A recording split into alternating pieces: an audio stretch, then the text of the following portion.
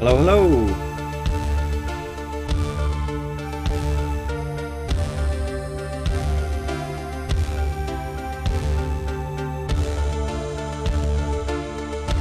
All right, looks like we got my original microphone working again. Not sure what was happening with it on this morning stream there on Twitch.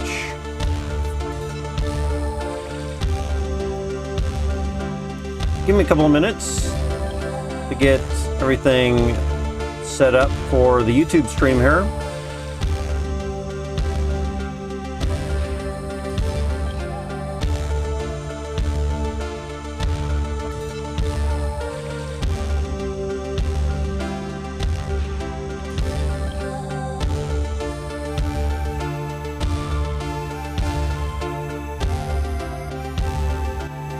I think we're live right now.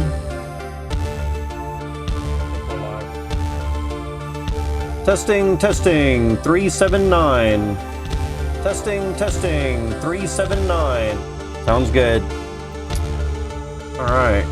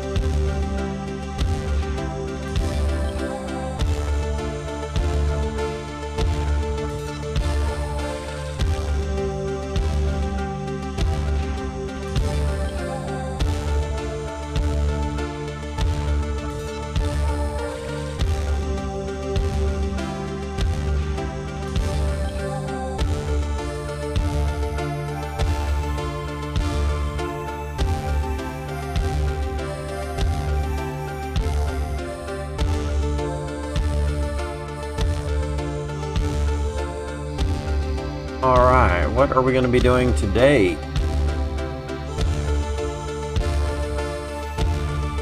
Get that chat window set up. So you can come chat with me. Oh, maybe we'll get a Discord window going also.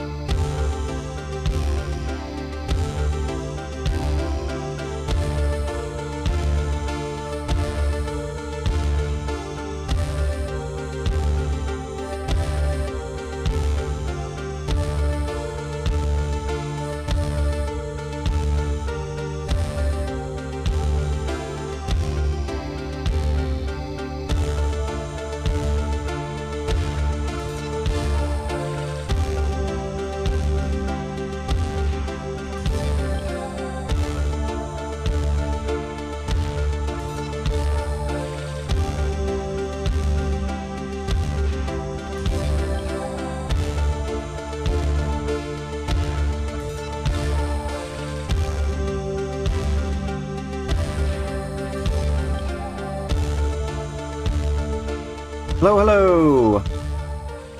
Welcome on in, everybody.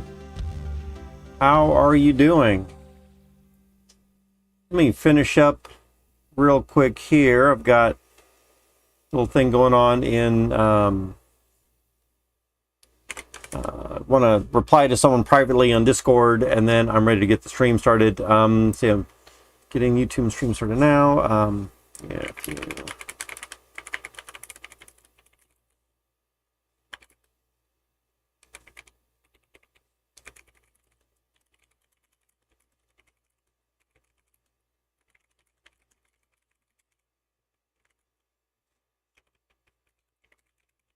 Otherwise, I can check it out after stream today. Okay, so let's see. One of the things that I want to do is, oh, I don't need this. If you have a chance to look at my running, we don't need this in here, and we don't need this in here. Let's just go ahead and, Bjorn, I already got your stuff taken care of. Let's just go ahead. This is not the proper, this is not the proper area to be talking about this. So you're just trying to get my attention, and we don't need my reply in there either. There you go. All right. So I've got a Discord channel set up for the 808 family account that we're kind of all voting on and contributing to things. Feel free to jump in there. I think a couple of things we're voting on right now is, should we buy some insight crystals for the couple of heroes that we've got right now, our gardeners? And right now I've got 3 to 3. Wow, look at this. 3 to 3 are saying yes and no. So I'm not sure what we're going to do about that. We might have to have a little chat as far as why people were voting one way or the other. To me, it doesn't matter either way. This is an account that I have set aside that I'm kind of interested to see how y'all are going to govern the funds in this account. And whether it succeeds or fails is going to be up to y'all. Yeah, I don't plan to take a very active role in this at all.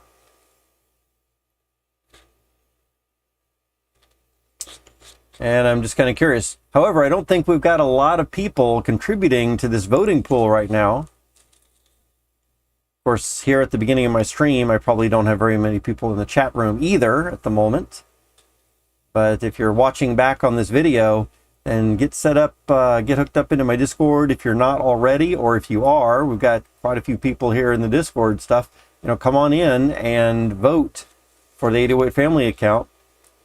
Do we want to be spending crystals to buy lesser insight zones for our gardeners so they do a little bit better, or should we save those funds for something else? And I'd be interested in hearing what some of the other ideas are. If we're not going to spend them on this, then what should we be spending them on?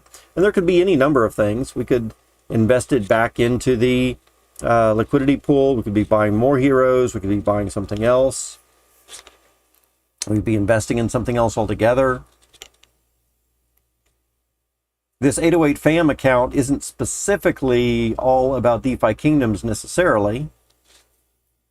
I suppose I'm not sure I originally had thought of only doing DeFi Kingdoms with this account or not.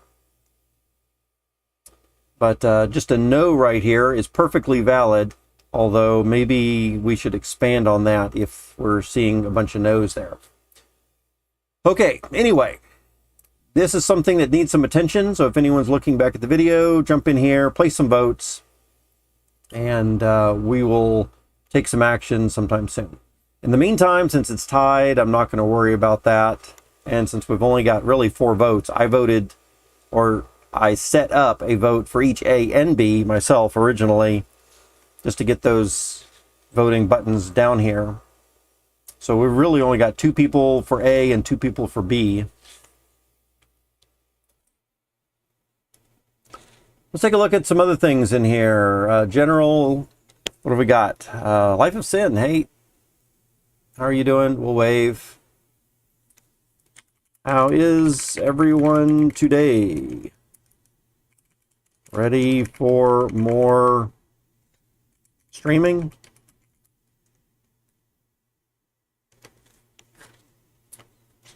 Okay. So one of the things that I want to do first right off the bat, let's come over here to DeFi Kingdoms and let's check out maybe the announcements. What are the new announcements?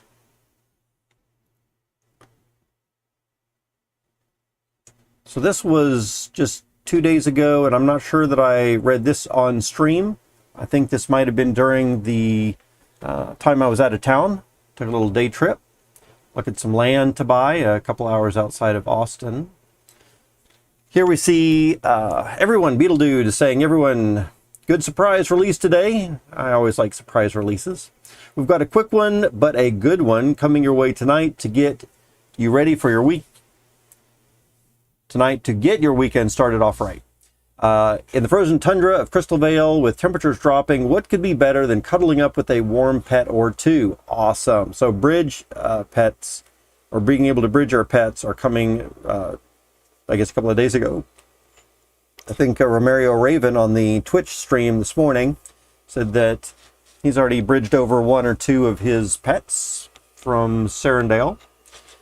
So the Dockmaster has been busy loading up crates of food, water, and pet treats and chew toys in preparation for the long journey from Serendale to Crystal Vale with a boatload of pets. Head to the docks in Serendale and speak to the Dockmaster to get your favorite fluffy creature boarded and ready to take the voyage. It works almost exactly the same way as the Hero Bridge. You select your pet, approve the contract, send them over to Crystal Vale. Note, keep an eye on the gas settings. So I think what they're saying there, this is the same situation where they do not have the ability to set the gas fees themselves. And it's very possible that Harmony is trying to ask for 1,000 Gwei to get that stuff transferred over. You can go ahead and manually adjust it down to 150. I think for me, I've been able to get away with just setting it down to 100, but they're recommending 150. Excited to see all the new Crystal Vale creatures popping up in the pet catalog soon. Nice. Thanks, everybody. Godspeed and good pet bridging. Editor's note, Duel Season 1 is in progress. We're working hard to finalize some of the last minute items before releasing it to the world. We appreciate your patience. And I think that Duels is already released by now. So this was out a couple of days ago. It's now the 9th. Someone was saying that I think Duels are available right now. All right. So here yesterday, and I don't think I've read this one yet. Good weekend release day. So we've got another release even yesterday. Wow. As promised. Oh yeah. We have an exciting release coming your way this week with brand new season of Duels starting in Crystal Vale. It's good. The Dragonbone Hearth has been growing more and more raucous with with duelists jockeying for place to sit and ply their trade. Let's see, Duel Season 1 release. Pop into the Crystal Vale Tavern and click the group of duelists. Pop into the Crystal Vale Tavern and click on the group of duelists to start setting up a round of duel. All the familiar options are there. Solo, squad, war. I think this is solo is 1 versus 1. Squad, I think, is 3 versus 3. And war, I think, is 9 versus 9, if I remember correctly. Along with ranked, private, and practice matches. We'll probably start with practice practice matches. Select your party, select your boosted stat and background. And then ante up and get matched up. This season introduces much more improved matchmaking to ensure that your heroes are battling as close to their power level as possible. That's good. You don't want to be overpowered by somebody else there. Each match you entered is pitted against another player, pooled heroes. So although you're not fighting your opponent directly, it will ensure that your power levels match up properly without having to wait for additional, less equalized matchups. And if you keep winning matches, look forward to a nice streak in your bonus for your trouble. One exciting, let me read that again. Each match you enter is pitted against the other player's pooled heroes. Gotcha. So you're just going to pool some heroes. That could be interesting. So although you're not fighting your opponent directly, it will ensure that your power-ups match. Gotcha. So we could pool a bunch of heroes. I wonder if we need to take them off of their professions and stuff like that. We'll have to look into that. One exciting item to note is that this release marks the very first implementation of the Raffle Master contract which is also available to our kingdom builders to create their own games and incentivize using the raffle tickets. Keep an eye out for other builders using this system in the future to build out the DeFi Kingdoms ecosystem. Yes, including I would like to get involved in this too. I would like to do a little bit of building. I don't know if I'm going to create anything overly fancy. Maybe we can get some of the 808 community involved as well. We can try to pick a little, pick out a little something to do just for fun. But I think it would be good to maybe help teach people how to do some programming that could interact with DeFi Kingdoms. Could be good. Note, regarding pre-season rewards, we are still gathering data. We'll have more information coming soon. In addition, the new Christopher Raffle Master will be launching at later time, so hold off on the raffle tickets you win in preparation for some great raffle rewards. Nice. And then we have Artist Florendina. A new face has popped up in the Christopher Castle. She seems to be particularly interested in one very specific and very special frog archivist named Rolando Gribbets. Who can blame her, of course? As mentioned in most of our recent AMAs, we will be looking to populate this NPC with fan art, writing, and other creative pursuits. Interesting. All right. We'll have to check that out. I guess that's going to be things like fan art and other stuff. I mean, it says fan art there, but I guess player created new art and items there. Sure, we can do that.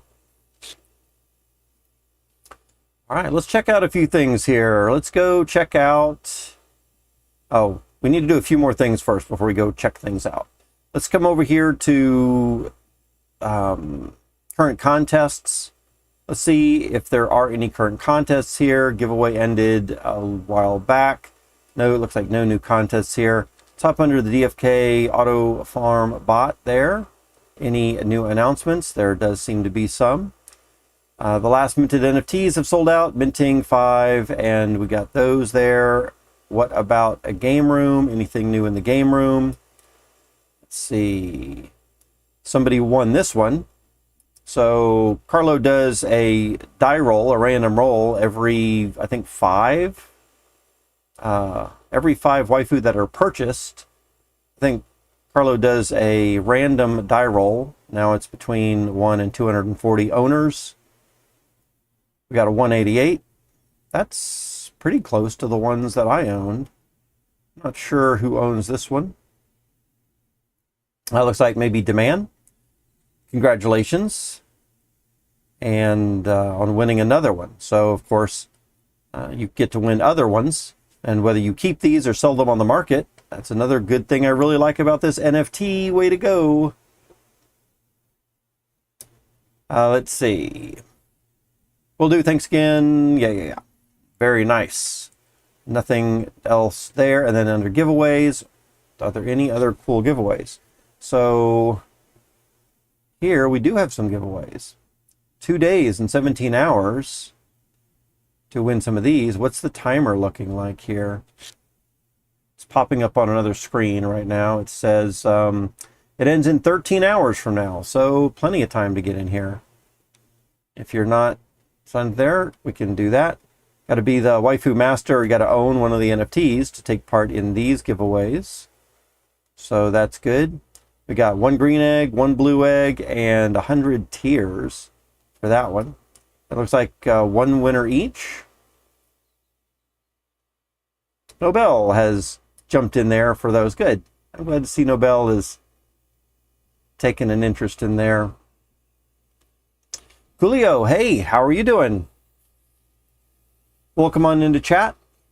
Just going through some of my Discord channels right now that I'm subscribed to and looking at their announcements and their giveaway sections and making sure that I'm up to speed on everything. How are you doing today? What is on your agenda? Julio, did you take part in the Fight Club stuff this weekend? And if you did, how far did you get along? Did you watch any videos about it as well? Sardo Fritz, hey, welcome on in. I don't remember seeing your name before. Is this your first time here, Sardo? Have you been lurking in our videos a while back? All right, so we got set up on those giveaways. Let's go ahead and check out some of the others, Adventures and DeFi Kingdoms. Let's see if they've got any new announcements in here. It doesn't look like there's anything new. Let's see if they've got a giveaway channel. Sometimes I forget if they do or not. Let's see. Doesn't look like any giveaways there. And for DeFi Fight Club, any announcements? There is this read me first, but I think we already read that. And no real things there.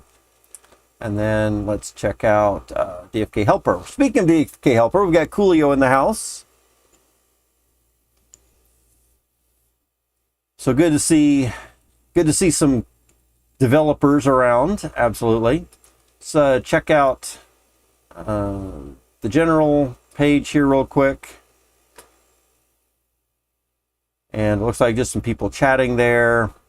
We have Security Google Sheets announcements. It doesn't look like any new announcements from what I've already seen. They've got a giveaway section. No giveaways in there. It's fine. Let's see. Sordo says, I think it is. Yeah, I don't remember seeing you around, but welcome on in. What brings you to the YouTube stream? I didn't take part in the tournament, by the way. No good level ones. Oh, man. So, yeah, I don't know how good those level ones really need to be just to get in. So one of the things that I was interested in, Sardo, I didn't really care about winning so much the top. I'm sure that there were some other players. In fact, I haven't even seen the outcome of the tournament yet. I don't even know if they're finished or not, or if they've still got a few more to go.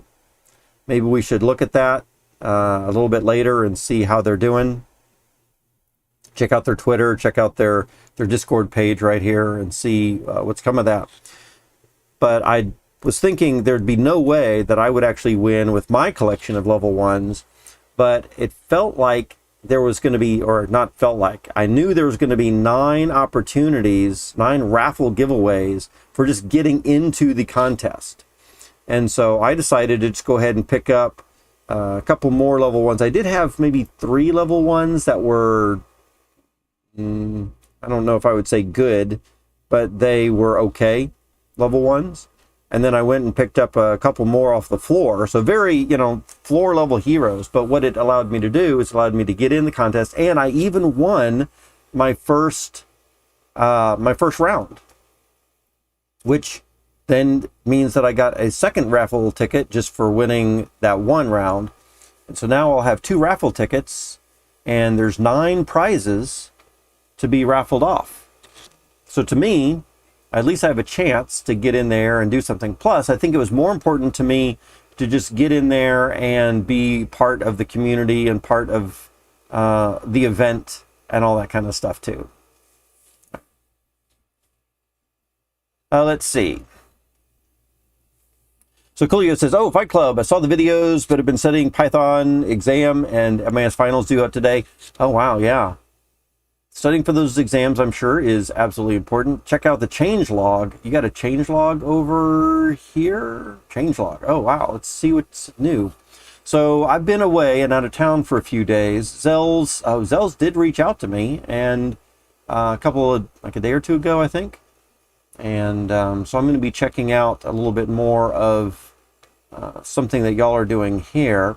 But let's check out this. So I think for DFK Helper, there was some really good features with this. I think I remember seeing a video about this not too long ago.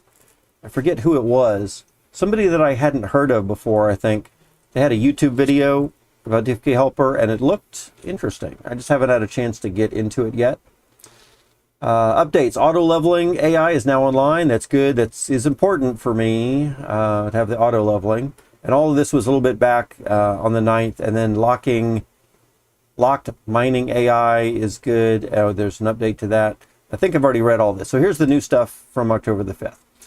The increased gas price max is no longer a check mark, but a drop down With expanded choices, you may now leave it as default, which is a max of about 2.5 overall normal gas, or select 10x or even 100x, should you be the type to write blank checks. Yowza. But, you know, I don't know about going 100x, but I might want to go a little bit, because I definitely do not want my heroes sitting around. I don't mind paying a little bit more every now and then for those heroes to go out.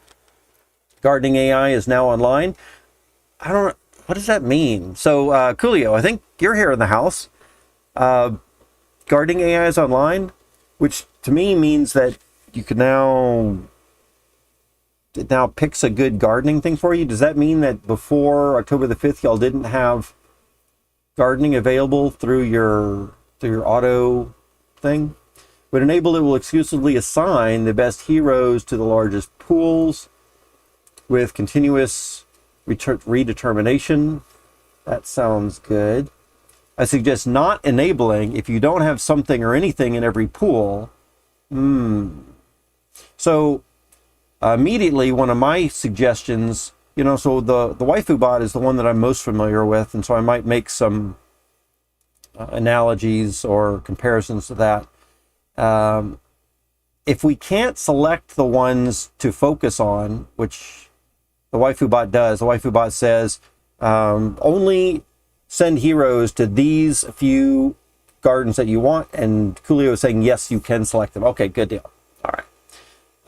Every pool, or if you have more than max gardeners, yeah. So that's good if we can select them. Otherwise, I wouldn't want heroes going out to pools that I'm not invested in. Let's see. Also, we've got feature release, auto item LP. Oh my goodness, what? This might be a little interesting to me as well. Instead of auto sending or auto selling inventory items, individual items may be tagged to auto liquidity pool them. This periodically sells half of the items. Not sure if I want those items sold. Sells half of the items, and liquidity pairs it with the realm currency, thereby improving item liquidity. Following this, as a fair, did someone say lazy? Players are about to dramatically increase item swap liquidity. Yes, I can see how that would happen, helping both the ecosystem by lowering slippage and discouraging bot arbitration. Yeah, really good. However, I think I would personally not like, if I have, let's say 20 silverfin, for example. I don't think I would want to sell those, or I don't think I'd want to sell 10 of those silverfin half and then have only 10 silverfin into the pool and then 10. Now that might be good for someone who doesn't have maybe a large supply of funds, but I think personally I would like a notification, or maybe set aside a pool for just taking funds. And so whenever the account has, 20 jewel or 20 crystal or 20 whatever of that token, then it would liquidity pool whatever I have in there. And Coolio is saying you can set a keep limit. It's not so much about a keep limit, it's that I wouldn't want to sell what I've got. I'd want to, and I wouldn't want to keep them. It would be more like, don't put those into a liquidity pool until I have the jewel or the crystal or something to match. So once I have 20 crystal, then take 10 of the silverfin, match with the 20 crystal that I have, and put those in the liquidity pool. Something like that, I think. Maybe there could be a checkbox or a setting that could allow players, because I can absolutely see, I don't want this changed. So let me make this clear. I don't want this to be changed. What I'd like to have is an additional option, right? Because absolutely, I can see that some players, and even for myself on another account, I might want that automatically managed a little bit more so in that it would sell half of what the things that I have and then automatically go into a liquidity pool for that and not wait on me to drop or not wait on the account to have enough of the proper tokens in there. So this is really good. But I really do like this feature. That sounds amazing. That sounds really good. Feature release, sell above. If you give it a value and if that item is set to sell, when it's time to sell, it will check whether the market price for a quantity of 1 is higher than your sell above. Oh yeah, this will be good. And if so, and only if that case, will it proceed for the sale. I've been waiting for something like that, so that's good to see. All of the factors being equal, you might potentially get less due to slippage on higher quantities, so set accordingly. Yeah, I mean, we do the best we can, right? And sometimes, you know, if we're going to be trying to automate some things, it might not be perfect at any given time, and that's fine. If sell above is mistakenly set to a ridiculously low value, it will have no effect, as when it proceeds with the sale, DFK will use the market rate regardless. Nice, because some people do make stupid mistakes. Is this a limit order to sell at or above price? Yes, it is. Cool. Very good. Nice. Let's see. Oh, potatoes. I saw you hop into chat. Welcome on in. Sardo is saying, damn, those bot features seem awesome. Yeah, I think we might have to check this out pretty soon as well. Items can now be selected with drop-down menu, which is more searchable. Oh, yeah. So when you have lesser wit crystals we want to sell with certain things, yeah, that makes sense. I like a nice, intuitive, a little bit more visual interface there. And then finally today at 2:50 p.m., another, man, y'all are busy. And that's something else I like. Lots of regular updates. Something really cool. The auto buy feature is online. It contains an option to buy below a price in crystals, so it only buys if and when the price drops below that. So only buy, yeah, that could be really helpful as well. Because there are lots of times, man, I was looking at this just this morning right here. What was it? It was, maybe it was DFK lesser might crystal or something. Oops. Crystal, lesser might crystal. Yeah, so here, as an example, if we scroll out a little bit, we can see that sometimes those prices, you know, are really dipping down or coming up. And certainly if we are waiting on a drop, we want to buy when it gets low. And now might be even a good time. Look at this. We're down pretty much where we were a couple of days ago. In fact, almost 2 weeks ago now, we're down at this level. But almost for the last week and a half, we've been up pretty high in these might crystals. Although still, look at this. These might crystals are still going for $1.12 each. That is, you know, when you think about it, that's a hefty price to pay for a crystal that just increases your chances a little bit on one of these stats for your hero for 1 level. You know, imagine using a crystal like this over the course of 10 levels. You've just increased the cost of that hero by $10, or, you know, almost $11. Let's see. Coolio says there's a lot more, by the way. Wow, Coolio, that is fantastic to hear. Yeah. Let's see. Coolio also says auto raffle. Okay. Auto collect airdrops. That's good. Auto sell items, auto sell heroes, auto sell something. What are we auto selling? Auto dueling. Now, dueling is something that I would kind of be interested in. Our goal is to be auto everything. All right. Auto sell heroes. Oh, both. There you even say right there. Auto sell heroes and auto sell items. Wow. Is that why I'm seeing a bunch of heroes for low prices right now? I was thinking about that. I was wondering if the reason I'm seeing such low prices on heroes right now is because maybe some people were starting to auto summon, auto sell, right? It would be really cool if we had like oh man, I don't know about auto summon. I think so much of the community likes to see those summons. You know what would be cool is if there was an auto summon to have the ability to show or send, like, to my phone or an email or a Discord message or something, the image of what I've just summoned. We may create an auto summons with the next one. Yeah, it would really be cool to have an auto summons where people could just consistently be summoning new heroes, and then maybe if those heroes match certain criteria, then auto sell them. And if they don't match certain, or if they do match certain criteria, maybe move them off to another account or save them and don't sell them. I could easily see.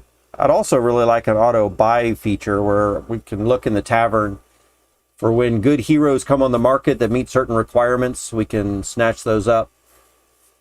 I'm sure a lot of people are not going to like an auto feature for that, but for people like me, when I come into the agent, I'm looking for heroes right now. You know, there's pretty low priced heroes at the moment, but these necessarily aren't really great heroes, right?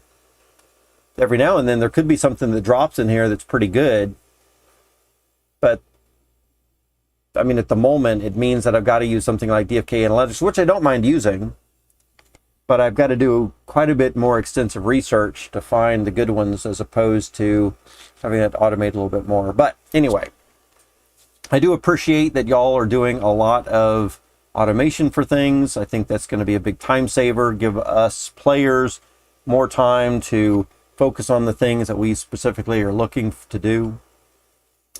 Let's see. This means you can now duplicate an item into more than one row to buy it below and certain. Does that mean that we could set multiple buy belows? Like when it gets down to 90 cents, we can buy one. When it gets down to 80 cents, we could buy another one. When it gets down to 70 cents, we could buy another one. Is that what that means? You can duplicate an item into more than one row to buy it below and to certain quantities and then sell it likewise. So, oh, it's that is full arbitration. Wow.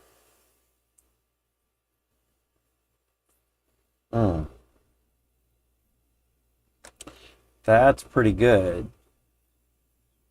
Like you could have an emergency buy position and sell and a high sell position and a middle LP cent. Yeah. I like all the flexibility. In fact, I love all the flexibility. It is something that I definitely look for. I think giving the players the option to play the game they want to play or the way that they want to play it, but having a tool that gives them the flexibility to choose what they want to do, I think that's really important. So yeah, very good. And you're agreeing. Yep. Very cool. All right, let me catch up in chat and just see if I was missed anybody's stuff. I definitely like to make sure to say hi to people coming in. Let's see. Sort of didn't take part in the tournament. Yep, we already talked about that a little bit. Lurking for DFK on YouTube. Yep, absolutely. Sort of we stream YouTube every day or almost every day. Try to. I was out of town for a few days here recently, and sometimes I'm in the middle of something else, but we try to stream every day for several hours here on YouTube, and we also stream on Twitch in the mornings, about 6 hours earlier than this time right now. We stream for a few hours, and then I'm trying to get some more specialized YouTube content as shorter videos, like a shorter video to be easily consumed also. but I don't have a lot of those yet. Let's see. Julia says, need those great influencers. Yeah.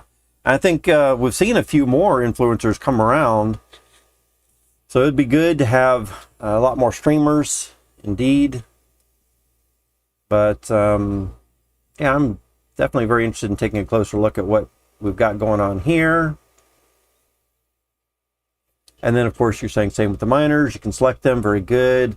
Auto LPs, everything for you sells half into C in pairs. Yep. 50,000 G sells 25K into, yeah, right. Let's see. Yeah, and I think I read all that. Okay, so I'm all caught up. So yeah, that's really good.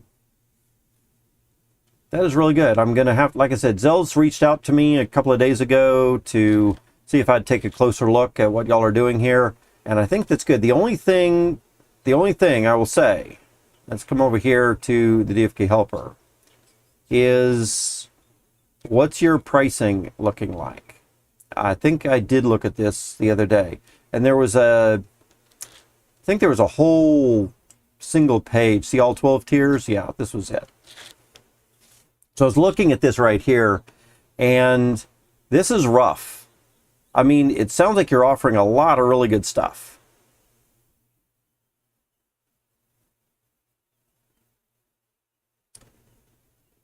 But one of the things that was I was a little hesitant on in the past, and again, I mean, y'all set the pricing to whatever you want, but I've got a couple of wallets, which means I'm not going to be using the one wallet stuff right here. And oh, did y'all change your pricing recently? I thought somewhere I had seen like 2 and 3 wallets, but now it looks like it's all just one wallet. Oh, here it is, on 3 wallets, up to 5 heroes on 3 wallets or so on. So if I was to do something with 3 wallets, looks like this is the cheapest thing right here. It's like $75 a month, and although the software seems to be great, the work that you seem to be doing is fantastic. Man, I guess I'm a little bit more skeptical about jumping into something. I know this would be useful for me. But at $75 every single month, see, and that's one of the things, and that's why I ultimately went with the waifu, for a couple of reasons. One is it's only $60, a one-time fee forever. It does only allow one wallet, but it's, I think, any number of heroes. So I can have 300 heroes in one wallet for $60 one time, and he's continuing to add features to it.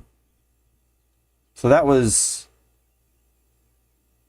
something that was really important. And the other thing that was important to me about the waifu route to go there was, if I didn't like the service, or let's say that I just didn't want to play DeFi Kingdoms in 2 more months or 3 more months, I could sell that NFT, that license, back out on the market and recoup that initial investment fund as well, right?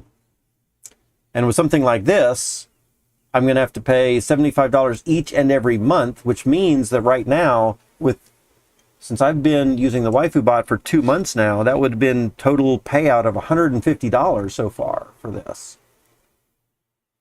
And that's pretty steep. I don't think I've made that much. And certainly if I did make that much, this would be really cutting into my gains. This would be really cutting into my gains, period. Oh, man. But the features do sound really nice. I'm just not sure that I can justify spending that. Even cutting down here to one wallet with up to 100 heroes as a test bed. Yeah, we'll talk. And yeah, Coolio, I'm also maybe I'm a little bit more frugal than a lot of other people too. And I don't have a lot of money to spend. I'm not making a lot of money. And so maybe these whales, maybe your target audience is people with, you know, a lot more money that they can just come in here and slap down easily hundreds of heroes, and they don't really care so much about that. But Coolio says, compared it to DFK a while ago, and where DFK on steroids offering similar prices. That's, you know, I'm not saying to lower your price, right? I'm definitely not saying that at all. There is an audience for that, and I'm sure there are some people that are going to pay that, and they're going to love it. And I even am really excited about the things that you're offering. It's just maybe my confidence is not high enough that I would be able to make or justify a $35 a month expense, right? I mean, it would have to make more, per month from all of the other aspects than just the auto questing. So the waifu paying $60 one time, that's already making some amount of returns, right?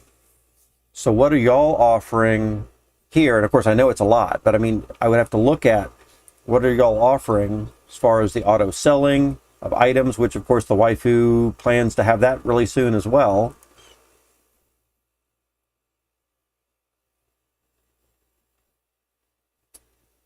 So the arbitration stuff, of course, sounds really good. The buying and selling heroes sounds really good. It all sounds really good. But would that increase my income by another $60 a month? I don't think that unless it was increasing my income, not that it has a $60 a month income, but it would have to increase my income an additional $60 a month, that I'm willing to pay half of my income or 50% for some kind of service. That's a lot to ask someone to pay half of their income to a service. Yeah, but I definitely see that y'all have a good thing going here. Absolutely. We'll do a price comparison on average features, price compared to the value of increase. Well, yeah, but that's also another reason why I did not go for DFK either. I think DFK was overpriced, at least for my needs as well. Yeah. But I definitely want to talk to y'all more about your stuff and see. So maybe one of the things, Coolio, and that we might have to have a longer chat, and maybe having y'all on stream a little bit could be really cool to do, where we can talk about this a little bit more. But one thing that I would like to see and kind of prove to myself is, let's find some justification, because I would love to do this. I would really, really love to do this. But for me to be able to promote it out to viewers, and for me to be able to even get it for myself, I would want to see on a spreadsheet, probably, some justification of numbers that the income and the potential is there, right? And I'm sure that you and Zells and maybe some other people, maybe y'all already have that, right? Have y'all already plugged that into spreadsheets and have income, like actual income, not just projected or planned or assumed? But I'm gonna have to think that y'all have. It's all very relative. Yeah, absolutely. And that's something too. That's the trouble. Exactly right. So maybe what we could do is we could find where that balance is, and like say, okay, for people with 20 heroes, does this make sense? Or should you have a higher number of heroes? For somebody with this amount of money involved already, it's like, imagine somebody with, imagine someone that's only put in $500 into a liquidity pool, right?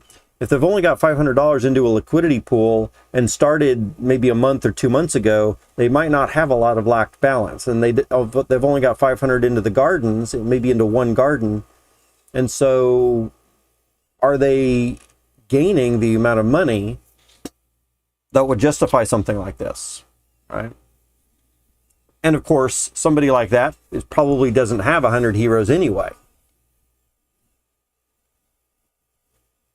So they might not need to manage it very, very well.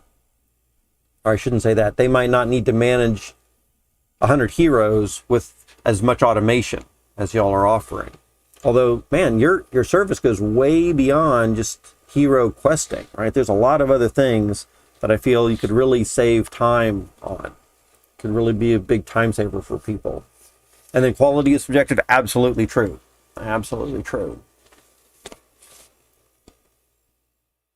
Yeah, I think other than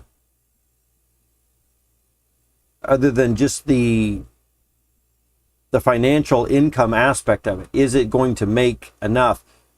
There is a quality of life that can be achieved as well, where if we don't need to sit there and monitor everything quite so much, but then there becomes a point when I feel we've got to be very careful about what the DeFi Kingdoms devs themselves have said that they want to avoid, which is, bots doing everything.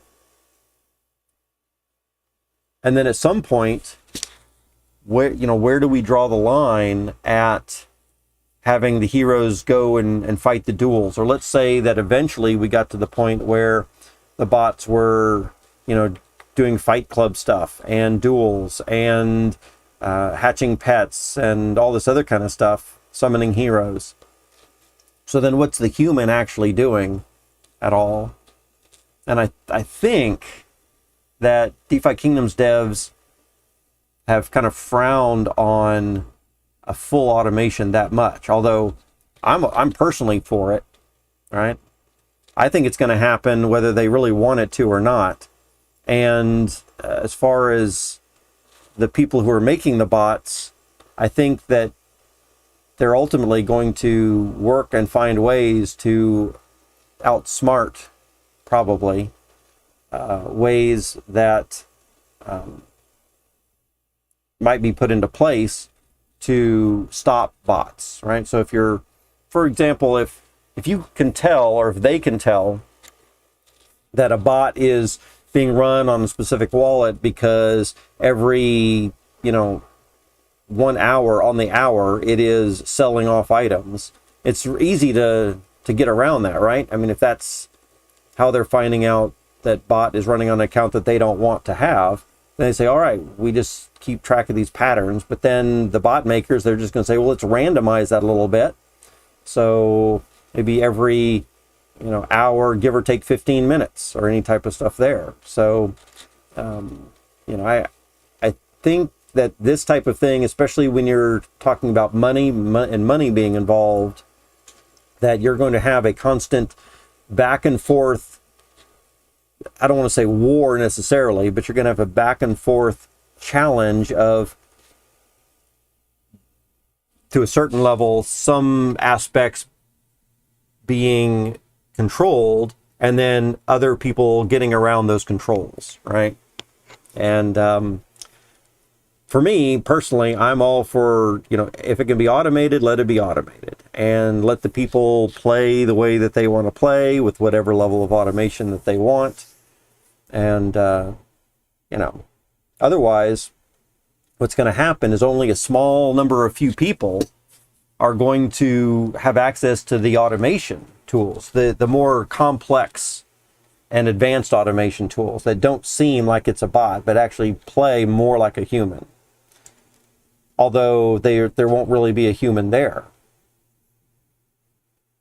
But then you're leaving out all those people that want that type of automation, but the creators of that automation might be keeping it to themselves rather than handing it out, because of course they will get punished or there'll be punitive action taken if they realize that stuff was going on. So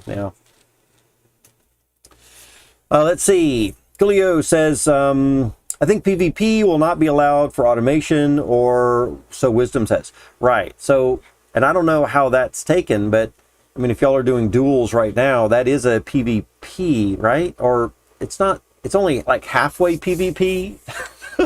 You are fighting other players, but you're fighting their pool of heroes that they're pooled, so you're not actually, it's not actually a live one-on-one, right? So it's kind of a hybrid of a PvC. It's just POC more or less. What's POC? I'm not sure what that means. Bravo Slabs, hey, heard you did win a battle, but got dominated in the second one. Oh man, I don't know about dominated. Maybe I did. To be honest, guys, as far as the Fight Club goes, I think y'all know that I was traveling. I was out of town, and I tried to get that working on my phone, and I could not see a single thing that was happening. And so I had fun, and I enjoyed it. But honestly, all I was doing for each round is I was just clicking something. I was clicking either to use an ability or I was using a thing, but I didn't even look, I couldn't look at what actually happened in that previous round. So I have no idea what the hero lineup was like. I have no idea which of my heroes were alive or dead, or what their strengths values were, or what the opponent's lineup was, or how strong any of the stuff. So I'd use no strategy at all. None. No strategy. I couldn't see what was going on at all. So when the next turn came up, it said, what do you want to do? And I just clicked, Ice Bolt, or I clicked Cannon Barrage, or whatever it was, or Fierce Attack. And I just did that. I had no clue what was going on. And so for me to have won the first one, I found that very amazing. And whether or not I got dominated, I don't really even know. I haven't even looked back at the stuff yet. So that was one of the things I wanted to do today, was go back and get do the live stream here and look back at the Fight Club history for the two things that I did to see what they actually looked like. I heard the first one was really close, which of course that's fantastic. It's always good to have a fun, close game. And then I heard the second one, I don't know if it was close or not. I don't really know. I'm not sure if I heard that it was like one of the games was close or not. But it was me against Guy Kid.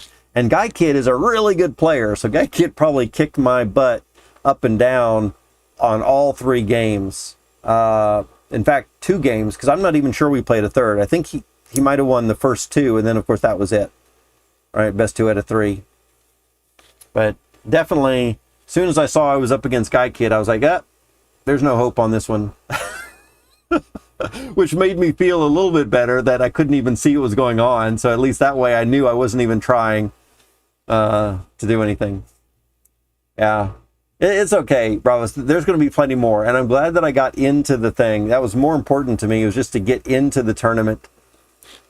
Not only to be just a part of the tournament, but also for the raffle that they're going to have. So I at least have some chances to win there. Proof of concept. Oh yeah, proof of concept. Gotcha. Let's see. Yeah, let's see the battle. So, Coolio, talk to Zells. I sent Zells a message on Discord saying, hey, yeah, let's chat soon. And let Zells know that I'm a little concerned about the price for myself. I don't want y'all to change the price. I'm not saying that this is overpriced by any means. Y'all have an audience, a target audience that y'all are looking for, and I'm sure that y'all have researched your price models and all this looks good. But it might not work for me personally. Although what I'd like to see is some kind of a spreadsheet and a workout. In other words, what you could do is you could take to Zells and you could say, hey, how can we prove to Rock that, this is good? Or where's the balance? Like, in other words, how much money do I have to put in here to make this a viable thing? And if it turns out that, well, yeah, if you put in $1,000 into your into two liquidity pools each, put in $1,000 into two liquidity pools each, and you buy 100 heroes, then these options are really good. And if that's the case, I would love to know that. I really would. Not only for the fact that I could promote it as this is an option for people who already have a substantial wallet size, right? Or maybe just a bag of crypto. Hey, are you holding a bag of crypto and you don't know what to do with your bag of crypto in this bear market? Here's something you can do with it.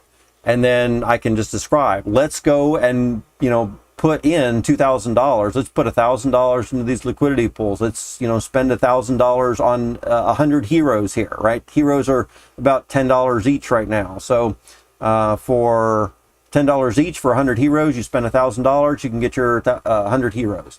And say, all right, so once you put all this money in there, here's what the spreadsheet shows. And we can see step by step. Spreadsheet is showing this type of thing. I would even be willing to set up a separate wallet just for DFK Helper, putting in some amount of money, whatever that's going to be, and then streaming day by day by day, and that would be one of the accounts that I would be showing on a daily basis, along with all the other stuff that I'm streaming, the other accounts that I have. Is all right, how's our DFK Helper wallet doing with the bot there? And then people could see on a daily basis what the gains were and if it was worth it and all that kind of stuff and what it was doing. But I would definitely be interested in setting up a very specific wallet just for this if I had a better idea of what it would take to get this to be profitable. All right. Yeah. So anyway, talk to Zells, approach that, and if we need to get y'all on some kind of a stream, if you don't want to be on stream when we talk about it, we can chat about it on Discord behind the scenes as well. But if you want to get on the stream and chat about how we could set this up to be profitable and show me some spreadsheet analysis and what y'all are doing right now, maybe there are some customers that y'all have that would be willing to do testimonials or show this is the wallet that I have, this is the size of the this is the size of the liquidity pools that I have, this is how many heroes I have, and this is what we're making, then that could be really helpful as well. Yeah. So you do have a testimonials thing here somewhere, I guess.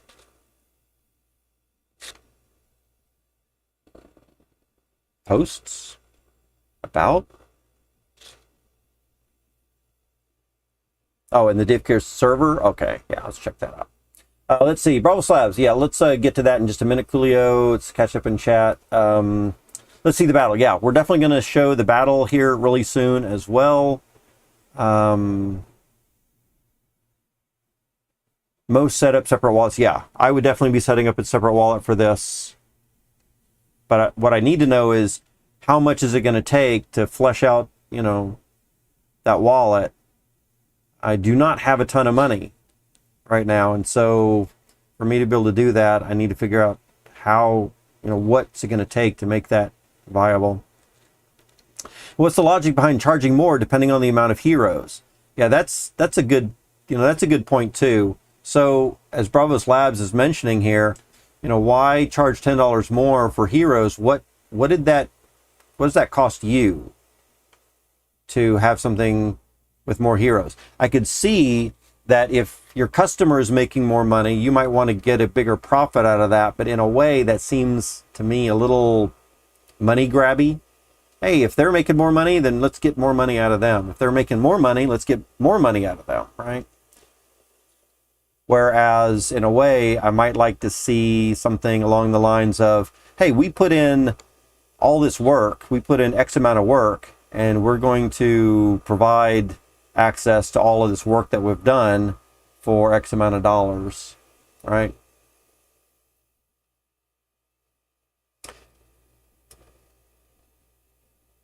Number of wallets. And again, man, does it really matter how many wallets somebody has? There could be some justification on that. It takes a lot more computing and network resources on our end. Oh, we run it for you. Gotcha. That's right. That's right. So there you go, Bravos. They are actually running everything for you behind the scenes on their servers. So that absolutely, oh, that's right, because the way that y'all have it set up is you have it set up where you're managing it all through like a Google spreadsheet. Yeah, I think you're managing it through a Google spreadsheet, which I really liked, by the way. And also that makes a lot of sense also, Coolio. Another advantage to doing it this way where y'all are running it is that as it stands right now, I need to have, look at what I'm doing on this machine. I'm having a waifu bot running right there. I'm having a waifu bot running right there. So I've got 2 executables. I've got another waifu bot running right here. So I've got 3 executables running on this machine. And that means that this machine should not be turned off, you know, at any time, right? Otherwise, my collections drop. And my my partner has a computer out in the living room where she is also running a bot as well. And so on her bot, of course, we can't turn that computer off either. So like we were gone on vacation or during the night and all this kind of stuff. So I can definitely see that it could be advantageous to not have to worry about running those things on your machine. Something else that I don't particularly like about the waifu bots here is that I'm consistently like every time I need to restart or reconfigure this, I'm having to put my private key back into it again. And I don't really like that.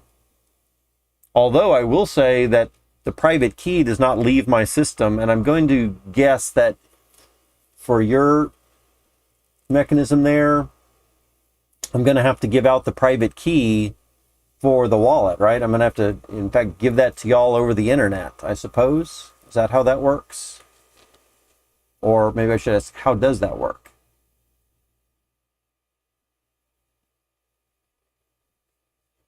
All right, let's see here.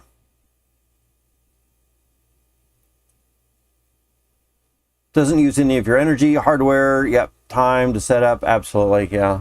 That is absolutely one thing I kind of like about DFK Helper from what I've seen before as well. Let's go ahead and check out the testimonials. Yes, it's PGP encrypted with SSL. Gotcha. But that does mean that I have let the private keys out of my hands. So I am, for one, I'm relying on y'all's server to not get hacked. I'm relying on y'all to not look at those private keys, right?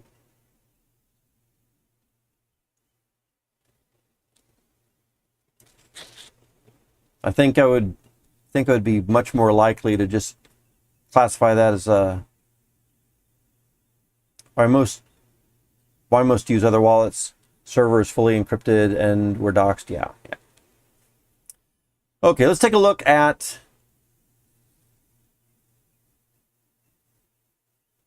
the Discord here and see what's going on. So DFK Helper. Testimonials. I think there's a little testimonial thing in here somewhere. I thought I remember. There we go. Testimonials. All right. So Scoopy, you spend 12 to 16 hours a day questing about 350 heroes. So that gives you a good feel for how many heroes. I am coming up on 100 for 3 or 4 months. I was on the verge of having a mental breakdown, which I can definitely relate to, and had no life. This was not sustainable. My options were either to sell all my heroes, quit the project, find another way, or so on. Eventually, I stumbled upon DFK Helper. It's completely changed my life, so I'm so happy on this. It is due to DFK Helper that I'm still active in the project. I've assessed more than 1,000 heroes now. Is this a Crypto Grady's other account, or do we have more people that are now doing 1,000 heroes each? Zells and Coolio are extremely responsive and simply amazing guys. Yeah, I already know that. Very responsive indeed, and very helpful. Baby Punch says, big shout out to Zells for, and I guess Coolio too, for creating such an awesome tool that's really given me my time back. Questing and leveling heroes started to become really burdensome and just hard to justify doing. Now that I have sent, of course, also the bear market, right? When your heroes are bringing back 10 crystal, and those 10 crystal are worth $10 each, that's one thing. But when those 10 crystal are worth 10 cents each, that's something totally different, right? So a lot of it depends on the bear market too, as far as how we justify our time. Now that I've sent my entire hero pool over to a separate wallet, and I've been using this tool for 4 months now, I confirm 100% it's worth it. I always have full access to everything I control.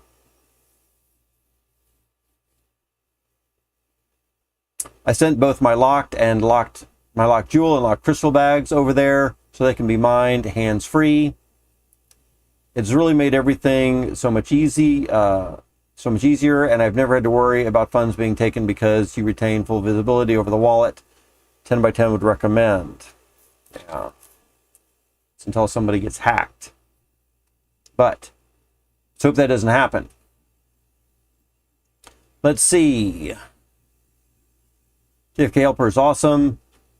Spreadsheet is simple to use. Absolutely. Floater Punch. Professional, innovative, easy to work with. Diligent, providing value. Highly recommend. Yeah. What I'd like to see though is, okay, so I'm glad that these people are saying it's 100% worth it. But what is it costing them each month? And what are they bringing in? And how many heroes? And what's their liquidity pool? You got $1,000, or do you need $10,000 in your liquidity pools? Do you need 350 heroes, or is 50 going to be fine? Right? That kind of stuff. So these testimonials are okay, but I would personally prefer to see more details in this. This is good, but this isn't going to sell me on it. People are enjoying it. Great. They're saving their time. That's fantastic. I know that I would save time. Right. Coolio says, I hear you.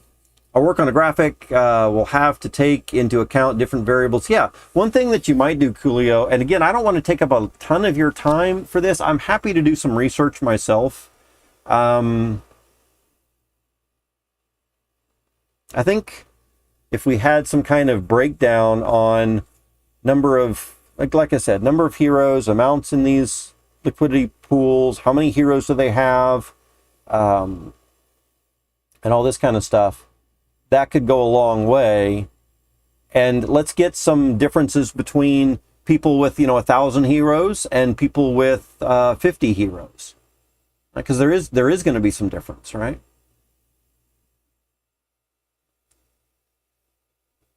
Yeah. Come up with an average. I'm not sure I want an average. What I'd like to see, Coolio, not an average. What I'd like to see is for people that have this much value into liquidity pools, this is what they're getting with this many heroes. And with people that have a different amount of value in liquidity pools, and in this, spread out between this other, how many liquidity pools are they in? How many heroes do they have? And that kind of thing. Then, something more about what they're making. So I really wouldn't want that averaged in, unless you have a bunch of people that are very similar. If you've got 5 accounts that are very similar, then yeah, we could average those in. But if we have 3 or so accounts that are pretty diverse in what they have, I wouldn't want those averaged together. Yeah. But yeah, it sounds like a plan. Coolio, I'm really hyped up about this. And in fact, even more so today, I think, because it sounds like y'all are adding a bunch more really cool stuff. So I'm definitely eager, definitely excited. Let's chat about it more very soon. Yeah. Sales is the back-end magician. It's very cool. All right. Okay, so we're going to talk about that a little bit more later. Let's do one other thing. Let's come up to DFK Next Hero and also see what's going on over here. So from earlier in our stream, we were making our way through all of the Discord sections that we have, and Coolio just happened to pop in right at the time we were getting into DFK Helper, so that was great timing. So let's see here. For Next DFK Hero, which also I'm interested in this tool as well, which Coolio is also a part of, there are some things here. They've got a little giveaway section. Congratulations for this. There should be an announcements. I don't think there's any new announcements since the last time that I looked at this.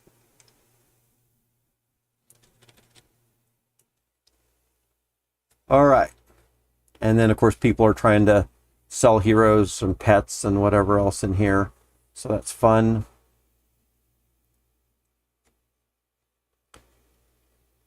Interesting. So this one's got a few advanced traits here. And do we have a price on that one? Is this what this is? 1199? Is that what he's asking? Sage Wizard Mining. Couple of advanced. All right. So let's go and check out Fight Club, and let's look back at my battles, and let's get those on stream here. All right, Fight Club. Let's check out, I think I did a few battles in room A, B, and C. Fight! Yes. So let's just start with room A, and let's just scroll back and see what we got. I also wanted to show what other people are fighting with as well. Or first off, let's do this tournament chat. Who won the tournament? Yes, who won the tournament? This was a while back. That's quite a long time ago. Let's roll up here. Let's just jump to the present, I guess. Who even won? Congratulations, Fran. Awesome victory between us. Oh, did it go up between Franz and Raph? Let's see. Lots of great matches. Oh, maybe the finals are going to be awesome. So maybe they haven't actually done the finals yet.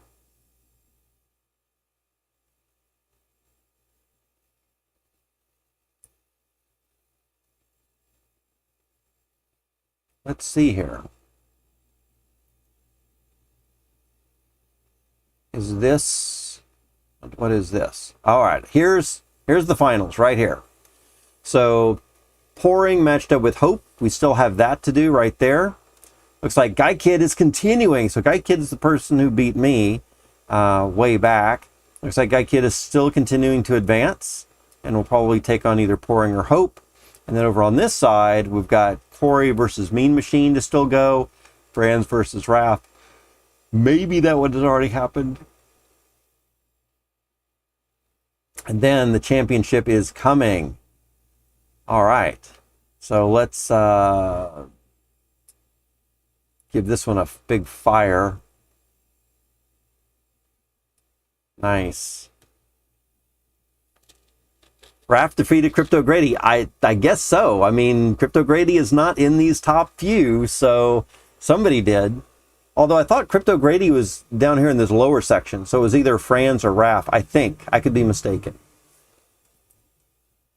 But it might be interesting to go and look back a little bit further. Oh, yeah, right here. Here we have this one.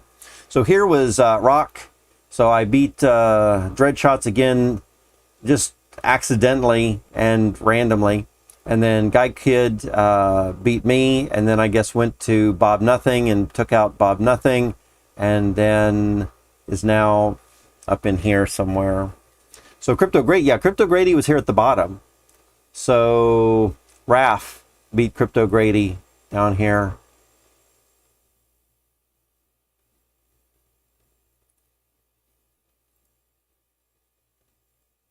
Mosh got beat pretty quickly. Who else do I know? Well, maybe not pretty quickly, but I guess after his first game, maybe. Bolin got beat pretty quickly. Let's see. Oh, yeah, and somebody that I was talking to, J-Dub, I think. So this Maddie Pesk person, J-Dub was saying earlier this morning, beat him. So I guess he won his first one and then lost his second one. Crypto Grady maybe only played one game, or no, I guess two. Played either Neindorf around the clock. Oh, so Neindorf either won one or none. I don't know. Didn't last very long.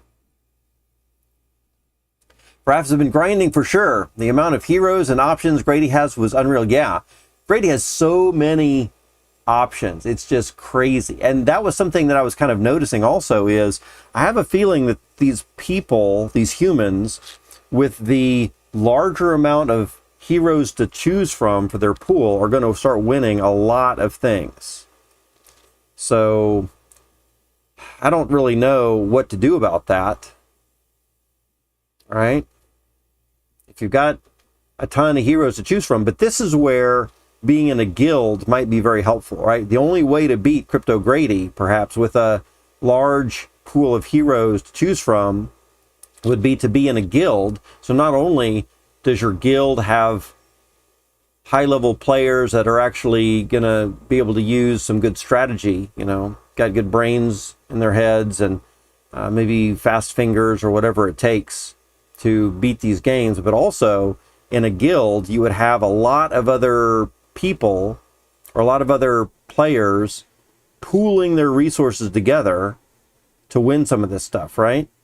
And then, of course, everyone in the guild would share from the rewards for pooling all their stuff together.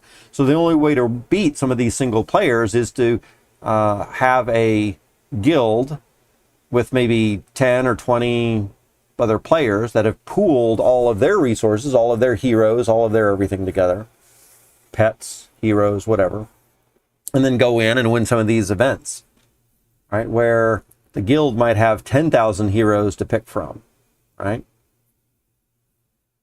And the guild would also be able to match up these great heroes for summoning much better than a single person could.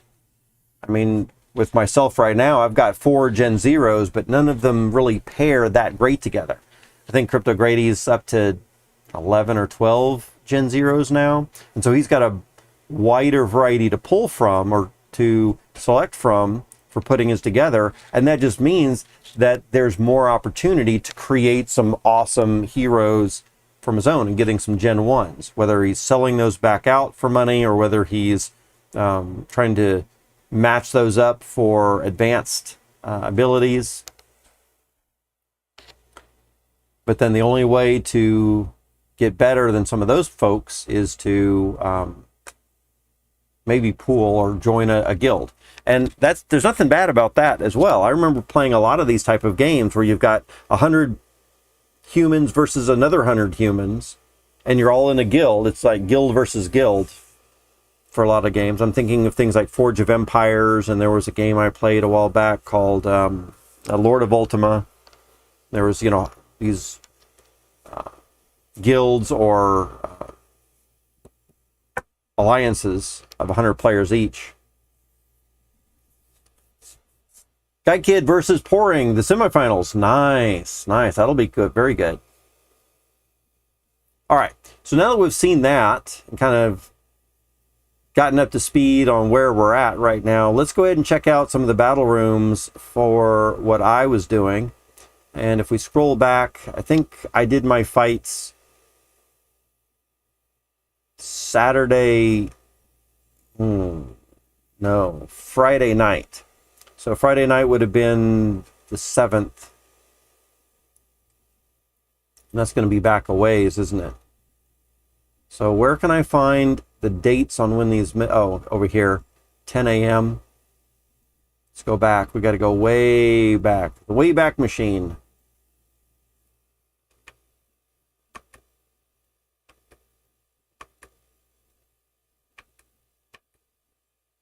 And what are we looking like now? 10:30. Do we have a date that these are on? Oh, Tuesday. That's too far back. We don't need to go that far back.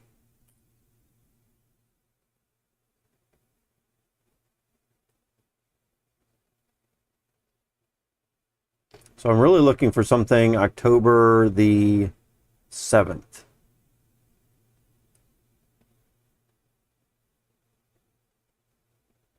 October the 4th. All right.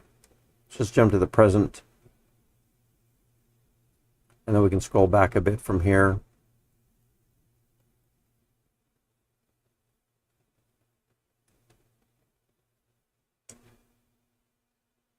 October the 9th.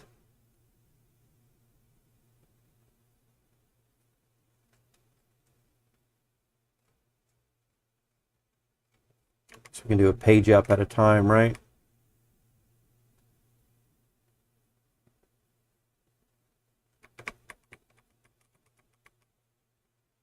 Or something else I can do. I can just look for Rock 808. Let's just do a search. Let's see.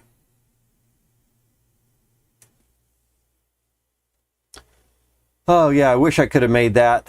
It's too bad I didn't make it. Let's see. Guy Kid versus Rock 808. Let's do that one a little bit later.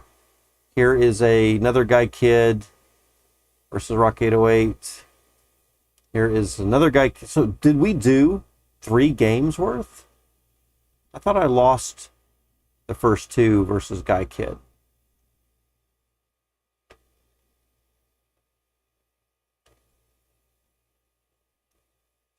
More Guy Kid. Dreadshot. All right, so here we go.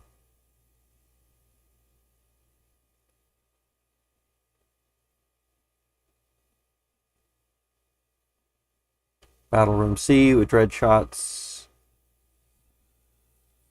And more.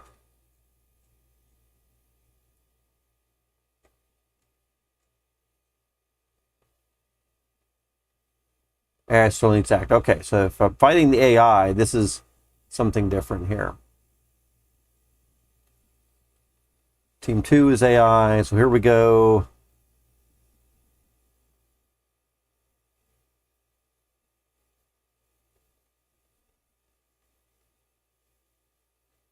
Some more AI stuff.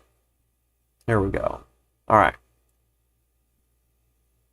Battle between Rock 808 and Dreadshots. So let's check out this battle right here. Okay. Let's look at the first battle between Rock 808 and Dreadshots on the 7th that we had Friday. And I think this is the first battle that we did. So it looks like Team 1, Dreadshots, coming in and bringing in a Blitz, which I'm not sure what hero or what class Blitz and Skewer come from. Maybe we can check that out some other place easily. I think if I were to come to here and look at one of these pages, is this the right one? DFK Fight Club. I load a wallet address.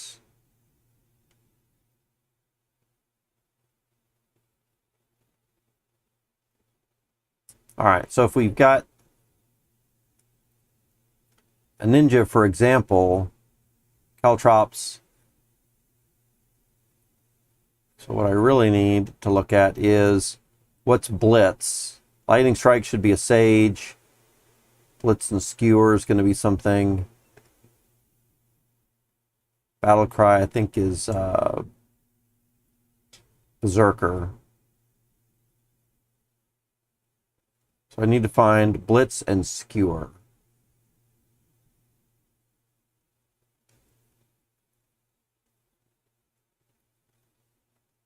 Maybe Thief? No, it's not going to be a Thief for sure. Pirate? No, not going to be a Pirate.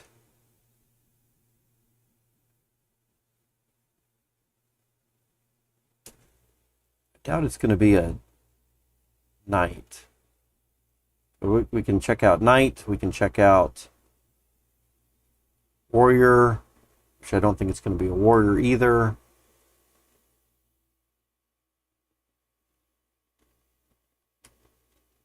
And maybe a Berserker?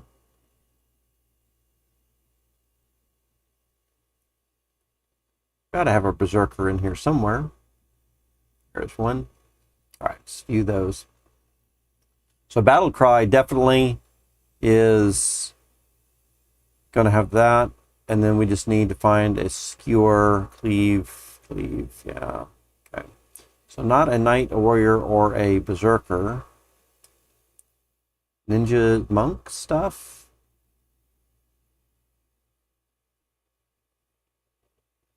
Sage Warrior, I doubt. It's going to have Skewer.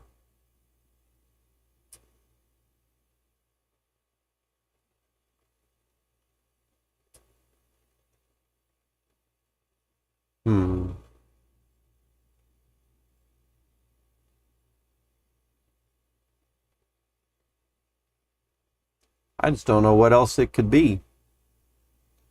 Oh, maybe something that I don't have, like a Dread Knight or Paladin or something like that, that I just do not own. Maybe I've got something with a subclass of one of those.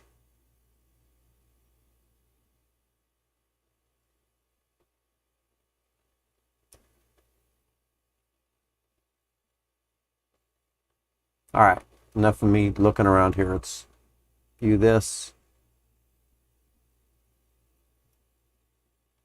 Okay. Back over to here. So, what we've got is Dreadshot's coming in with Blitz and Skewer, which I do not know what that comes from. If anybody in chat knows, then please enlighten me.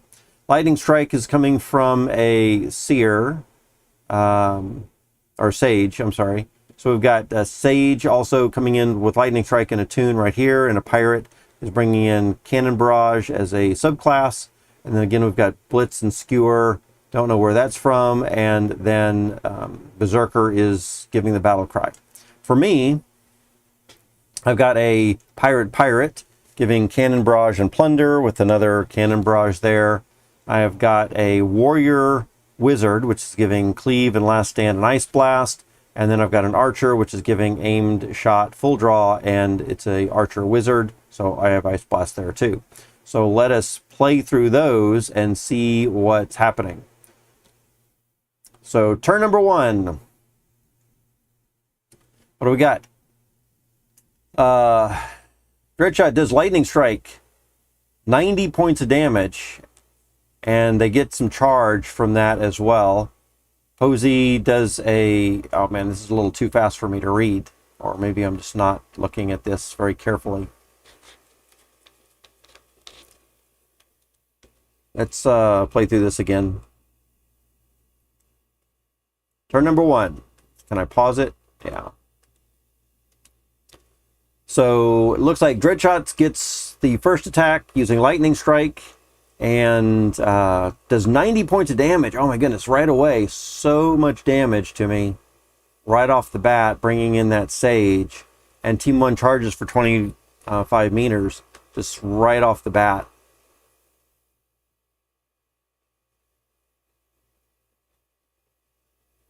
I attack with Cannon Barrage and do 50. And then I think our normal attack's 29 points of damage. And another 30. So that Cannon Barrage flipped around the heroes a little bit there, right? So now that hero moved to the back a little bit. and then we charge for 16 and 12 meters. And the next turn, oops, not that. Let's go to the turn number 2. Turn number 2, again, uses Blitz. Another good attack. Fawn Horse Branch is going to, or oh, I guess the Blitz, they swap positions again, bringing this one up to the front and then taking 30 points of damage. So just trying to bring that hero back up. I use Ice Blast and I do 75 points on that one. So pretty much we're equal right there. And also they lose 5 speed as well. So then he goes ahead and takes out my first one with the normal attack, 27 more points against me. So I lose that first hero. I'm surprised I won this one. This is just crazy. Or maybe I didn't win this particular battle. And so Posey dies. I get, hero moves up or advances up a little bit. And so Fawn gets another attack, does 26 points of damage, and so I take out their lead sage right there. And then Team 1 charges for 16. So Dreadshot charges for 16, and Rock charges for 12 meters right there. So Dreadshot has about a quarter of a meter over me at this point. That sage really came in handy. That's turn number 2. So turn number 3, what did that look like?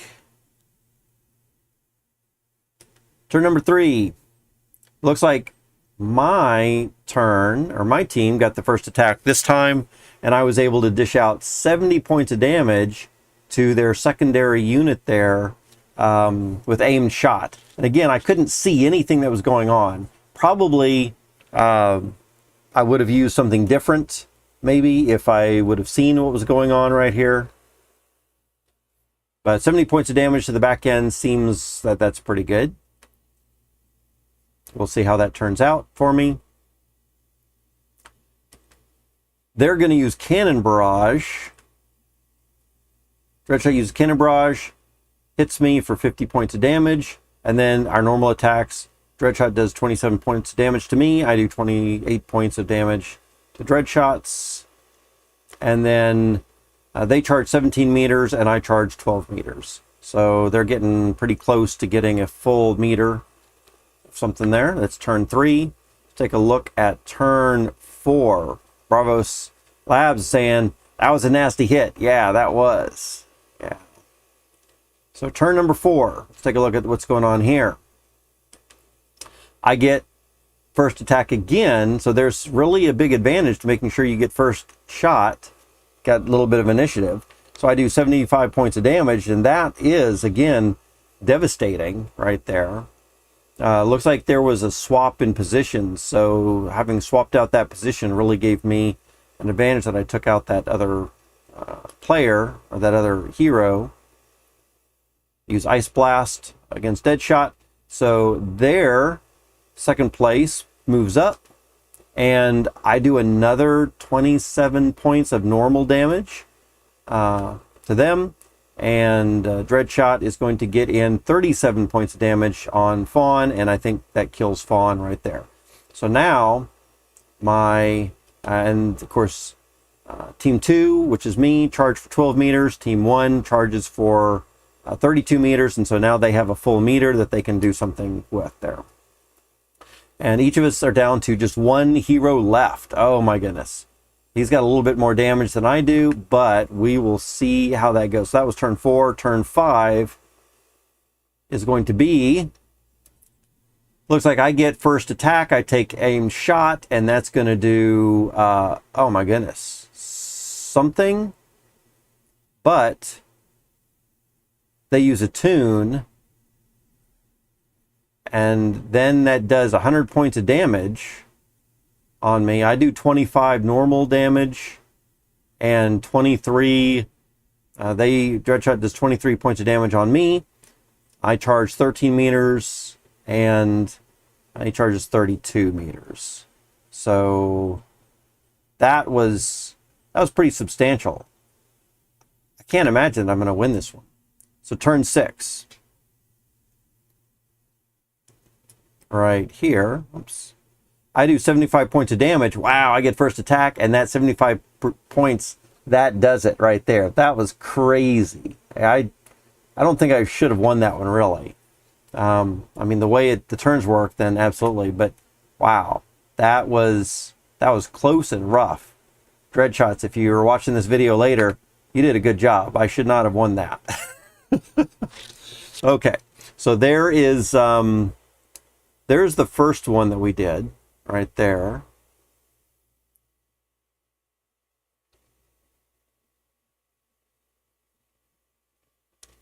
So then did we have another one?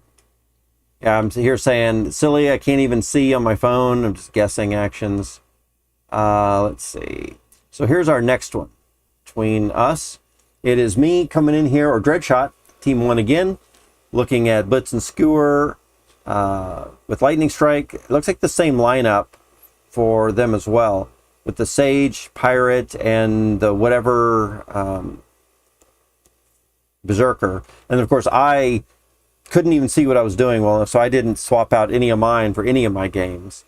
So I had the same lineup of a Pirate, Warrior, Wizard, and Archer, Wizard as well. So let's see what happens in this set. Come in, I get first attack doing Cannon Barrage this time. And they're going to do 44 points of damage to me. And then we have our normal attacks of 29. It's like they're charging 16, I'm charging 12.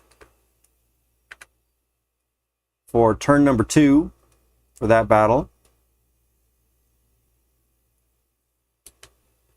They're going to do a Lightning Strike. Again, 90 points of damage on the mid. On my mid. So that's takes pretty heavy damage there.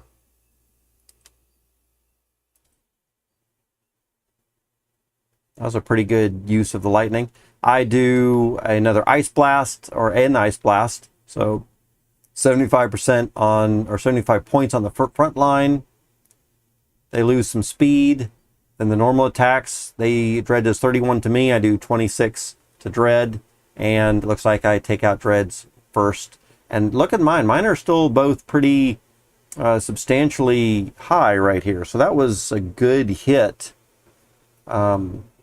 Although, if you add up what I've lost from both of these, that would be a death from one of mine too. So it's just that Dread hit 2 of mine where I focused on 1 of theirs. So again, they're going to charge for 16. I'm going to charge for 12. Turn number 3. Nice comeback. Yeah, crazy comeback, in fact. Bravos. All right, so I get a Cannon Barrage sent out. Hits Dread for 50 points of damage. Dread's going to use Cannon Barrage as well. Hits me for 50 points of damage. There are positions that are swapped. Then the normal damage that they're going to do. Dread does 27 points on me and kills one of mine. I do 28 points and, of course, barely damaged there. So again, we're looking fairly similar. We've got kind of a low second place, although I think Dread's is a little bit bigger than mine. Of course, I've taken hit there, whereas now I'm fresh. Team 1 charges, or Dread charges for 17. I charge for 13. Dread is definitely bringing in more of the charge quicker for that. It's turn 3. Take a look at turn number 4. How did that turn out? So I'm going to hit with Ice Blast 75 points on Dread's front line.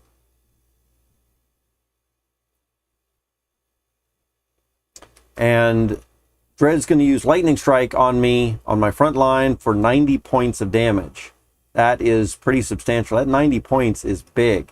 That's coming from a Sage, which unfortunately I just do not own one. I don't even think I own a single Sage at all.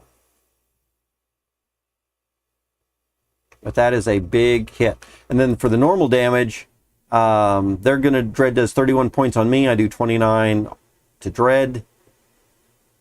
And Dread's going to charge 17, and I'm going to charge 13. So that gives a full bar for Dread right there in turn number 4. So in turn number 5, Ice Blasts do damage. They do, yeah, 75, but not as much as that Sage's Lightning Strike for 90. All right. So I'm going to use Cannon Barrage, and again, because of my initiative, because I've got a little bit higher dex there, I guess, and also, what is this? This is involved with dex and something else I forget. Gets the initiative. But because I have a little bit higher and I get that first shot off, I'm able to take out that second player. But this one, I think, Dread comes back and has a good comeback on this, I think. So Dread uses Attune, 100 points of damage, and my Peronis dies. And we move up. I do 30 points on Dread, and Dread does 24 on me. And now I think it's just a matter of whoever gets first hit next time. And if this is a Sage, which it might very well be, I think that's going to be it. So let's see. That was turn 5. Let's take a look at turn 6. What's going to happen here? Because I think Dread does. Oh, no, I do. I get first shot on that again. So I do the kill. All right. That is that. Team 2 wins. So I just got really lucky on those. Dread really should have smashed me into the ground. Maybe one of the reasons, if we had to take a closer look, is just because of the initiative that I got. So that's something to consider. If we get that initiative, and if you go first on those turns, that's a pretty substantial advantage. Bravo Slabs here in chat is saying, looks like speed might be the way to go. Yeah, if you can get that first hit, then that definitely is going to be a game changer. Yeah, this is way more interesting playing with another human. Absolutely. It was a lot more interesting. Yep. So then some other people started playing and getting in there. So I guess those 2 games were against the 2 games that I had against Dreadshots. Very good. And then we had, let's do another search here. I had 2 games, I think, against Franz, or no, Guy Kid. So let's find those. Battle between Guy Kids and Rock 808 starts there. And then we should have another one. Battle between Guy Kid. All right, so let's take a look at this one. All right, so then a little bit later that evening, I guess, closer to 10:23 p.m., I took my next match against Guy Kid, and right off the bat, I knew that I would not, very unlikely that I would win this one at all. Guy Kid has played several games through this, knows what he's doing a lot more. I'm about to get my butt kicked, and indeed, I think that is what happens. So Guy Kid's going to bring in a Pirate Warrior with Cannon Barrage, Plunder, and Cleave.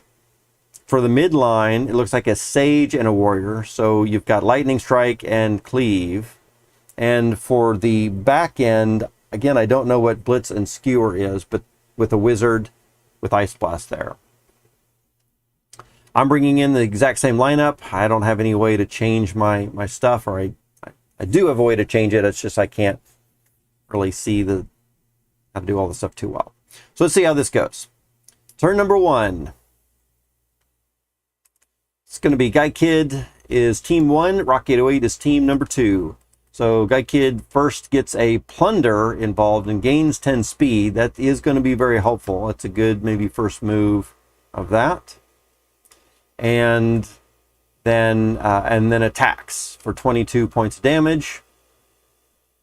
On me, I do a first attack, 48, and Guy Kid charges 10, Rock 808 charges 12 meters in that first one there.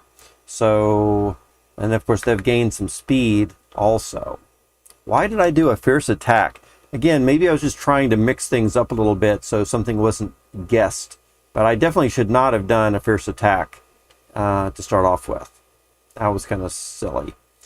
So next thing I'm going to do is throw out a cannon barrage and do 50 points to Guy Kid right there. Guy Kid is going to fire back with a lightning strike, 90 points on my midline, which does make sense. If they did some damage to my first, then normal attacks, they do, Guy Kid does 24 to me, I do 30 to Guy Kid right there. Now, of course, if I was watching my screen, the next thing I should definitely do is another cannon barrage to get this guy out of the way, but I don't think I'm going to be able to do that this time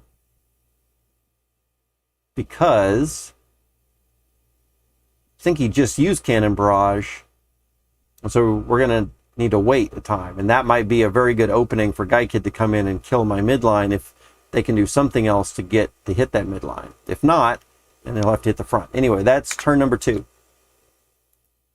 Turn number 3. Oops, did I pause that accidentally? There we go. So they're going to do cannon barrage.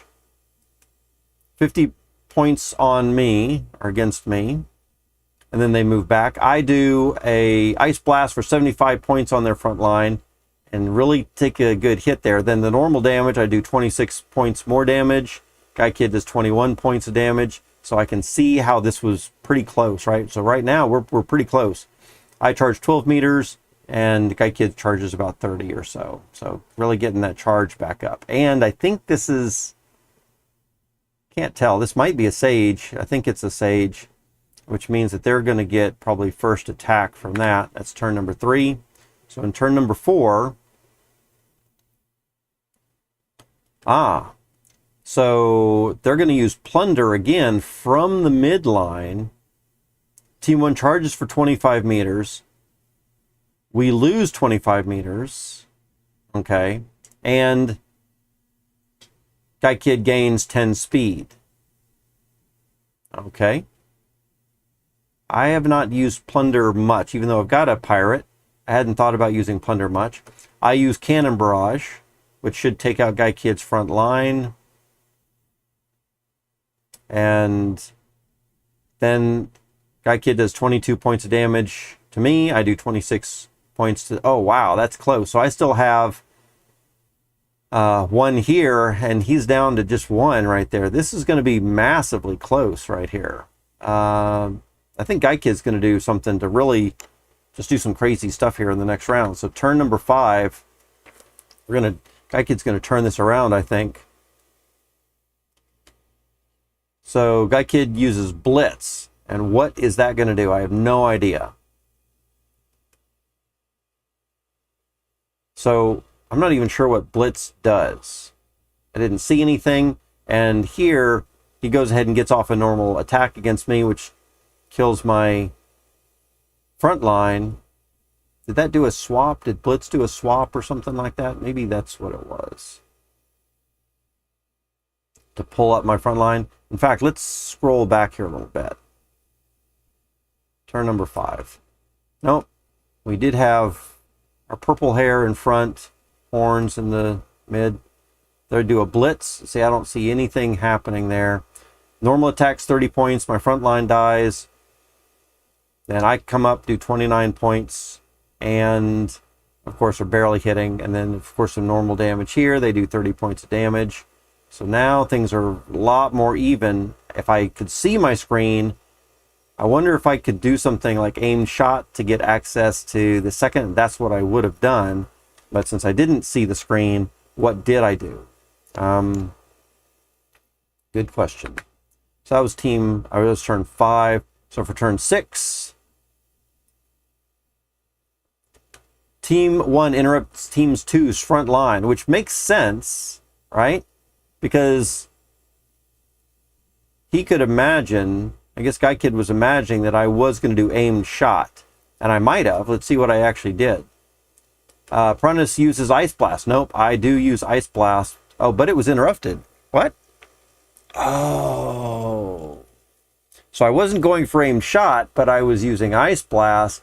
And because this was the archer with aimed shot, just got kind of lucky on that.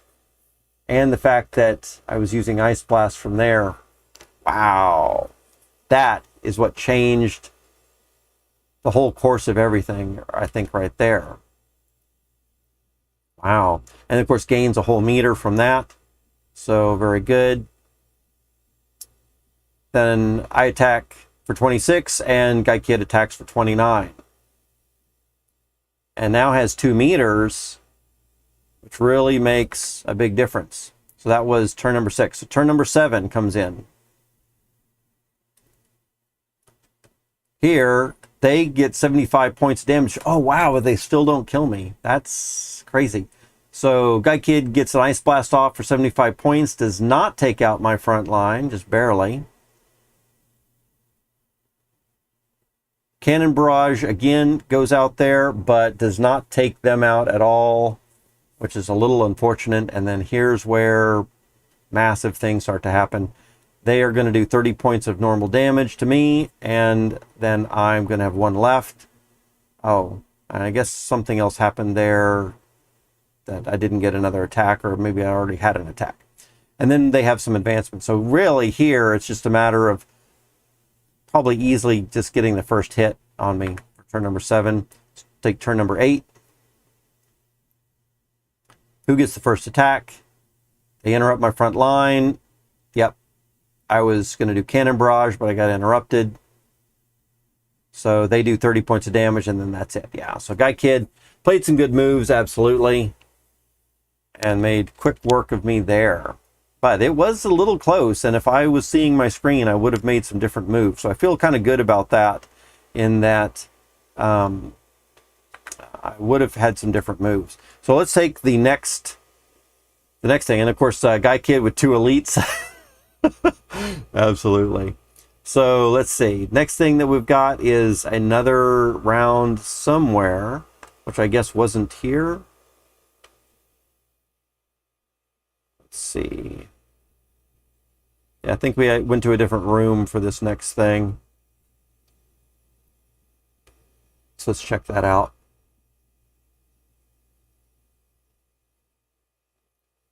All right, so here it is. So here was our second one.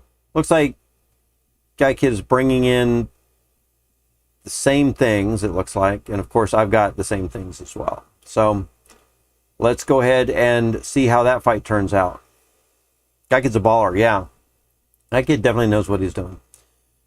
So first thing, Team 1 interrupt Teams 2's front line. So Guy Kid starts off right away, maybe has learned a little bit of my strategy, if you want to call it that, and interrupts my front line right away. And sure enough, I was going to use Cannon Barrage, but it was interrupted from that front line. So kind of already figured that I was probably going to do the same type of thing. So definitely very good. And I do 36 points of damage to Guy Kid, and Guy Kid's going to do 22 to me. But Guy Kid does get a full meter just for having guessed properly, plus an additional, little bit of additional charge for each of us there too. So very well done, Guy Kid. Turn number 1. Turn number 2. Turn number 2. So they're going to get first attack this time. They do 90 points on my second line there. It really does a big hit.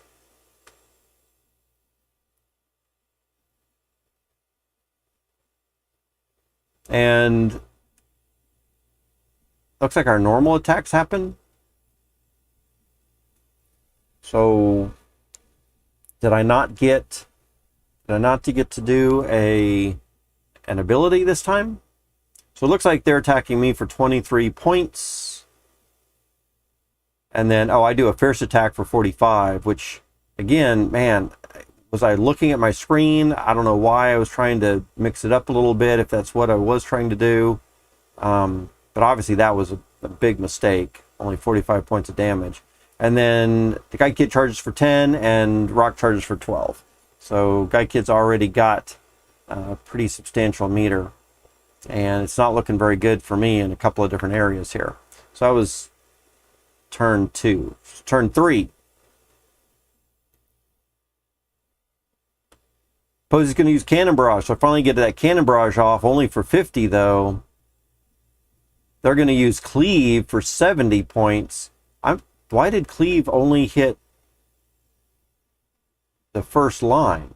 I thought Cleave did front and second line. So that's interesting. So Fawn dies. Oh, and here we go. Here's where it hits again, I guess. 70 more points. And then I attack for 37, they attack for 23, and Guy Kid easily takes out my second row as well. So now I've only got one hero left, and Guy Kid's got 3 with 2 of them at full bars. So not good at all. That was turn 3. So here we have turn 4, and I think this is going to be the end of it, probably. So I use Ice Blast to do 75. Of course, what does that matter? He was almost dead anyway. They're going to use Lightning Bolt or Lightning Strike for 90. And then, of course, the normal hits come in. I can do 30 points on Guy Kid, and Guy Kid's going to come in for 21 points. Yeah, it is over at this point. Got trounced on this one. So that's turn 4, and then turn 5 is the end of it. So I get to do a aim shot, which wouldn't matter at this point. They're going to do Cleave again. Boom, take it out. It's done. It's over. So yeah, that Cleave is something that I was planning to use myself. Notice that my strategy includes, for the heroes that I had lined up for this, and what heroes did I take in? I think I took in the Pirate. I took in the Warrior Wizard, and I took in the Archer Pirate, I think. Right here. So if we view those, this was my lineup, all right? Pirate, Warrior Wizard. Oh no, it wasn't a Archer Pirate, it was an Archer Wizard. It was this one. For those 2 Ice Blasts. So this is what I took in, and I did have that Warrior right here. I was planning to use Cleave, but it was very difficult. I couldn't see how much meter I had, if I ever had a meter, which I don't even know if I ever did have a meter, but I was never able to get that or see that I had it to use Cleave. So I just kept using Cannon Barrage, Ice Blast, and Aim Shot was the 3 attacks that I had at my disposal. And that's kind of all that I could see to use. But it was a lot of fun. I enjoyed it nonetheless. So it's very interesting to see how that worked out on screen as well. Oof, Cleave to end it. Overkill. Yeah, that was a little bit of overkill now that I can actually see what was going on. Yeah. All right. So that was it. That was Fight Club and my games this last weekend. Indeed.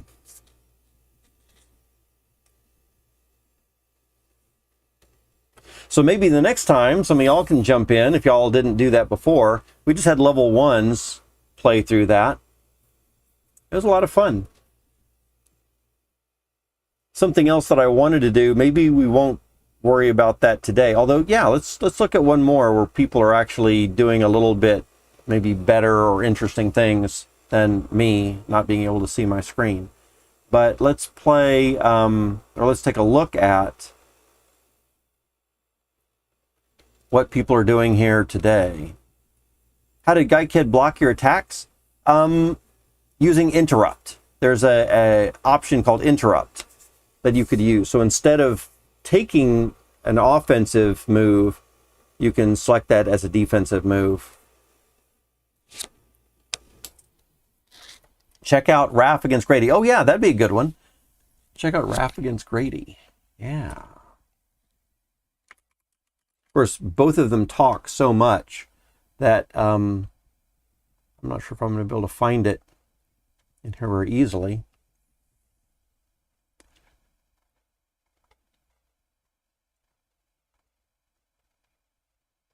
I don't see it there. Oh, I need to be looking not in battle room C.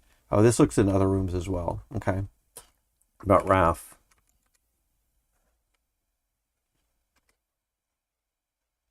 Let's see.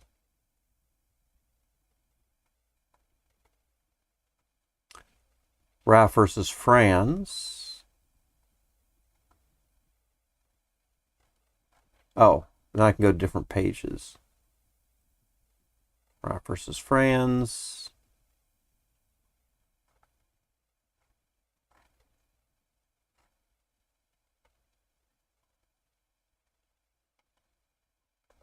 Raph might have so many things spoken as well. Ah, here we go.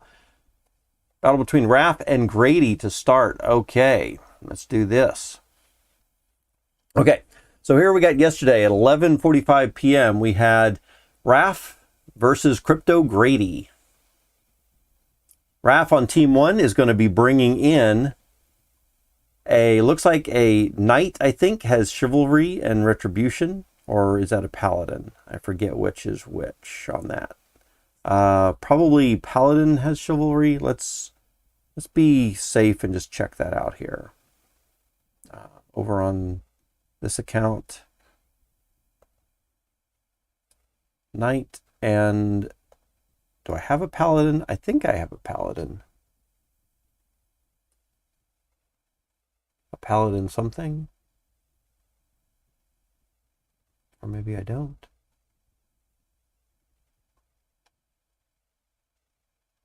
No paladin. Interesting. Okay. So if I look at knights here, the knight is going to have shackled and shield slam. So it must be the paladin then. So looks like Raph has a paladin and a wizard. A pirate brings in cannon barrage and plunder, with an archer bringing in the aimed shot, and whatever this blitz skewer is, which I still don't know. I guess this is the back end for these. So what is that? A druid. It must be a is it a druid? Dragoon. I think it's a dragoon. And then we have backstab, so that comes from a thief, I'm pretty sure. And then Crypto Grady is bringing in a sage wizard with lightning strike, attune, and ice blast. Then also another sage, oh my goodness, sage priest, which has lightning strike, attune, and then heal. And then this blitz skewer, which I guess is a dragoon, and then backstab, which I think comes from a thief. So of course the dragoons are an elite class there as well, right? So very good lineup. Those are pretty hefty level 1 characters then. So let's see how this goes. Turn number 1.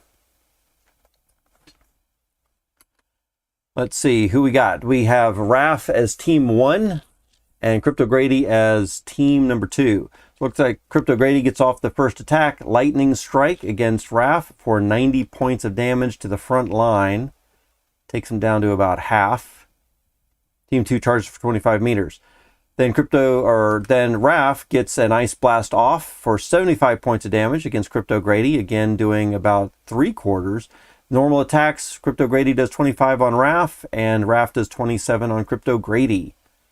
And we have a little bit of charge coming in. Crypto Grady charges for 38, Raph charges for 18. So Crypto Grady's already up fairly high. Again, having these sages up front really makes a big difference. So that's turn number 1. Turn number 2 comes in. Oops. Turn number 2 comes in. Looks like somebody, whoever has Maple, they swap positions. Let's see if we can see that again here.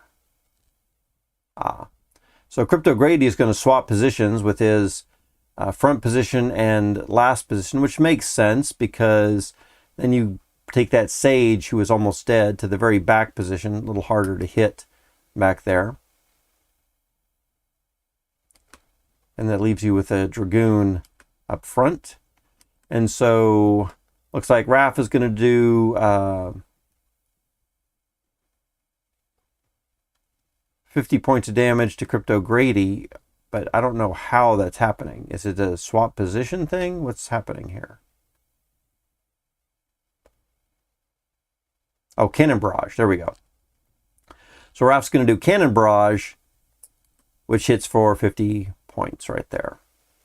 And then also, of course, that does mean that Raf gets the swap positions from that. Normal attacks, Crypto Grady does 34 to Raf, and then Raf is going to do 28 back to Crypto Grady. All right. And then Crypto Grady charges 19 meters, Raf charges 18 meters. So that's going to give, coming up here a little bit closer there. They're looking, this stuff's looking pretty interesting up here. So that's turn number 2. Turn number 3.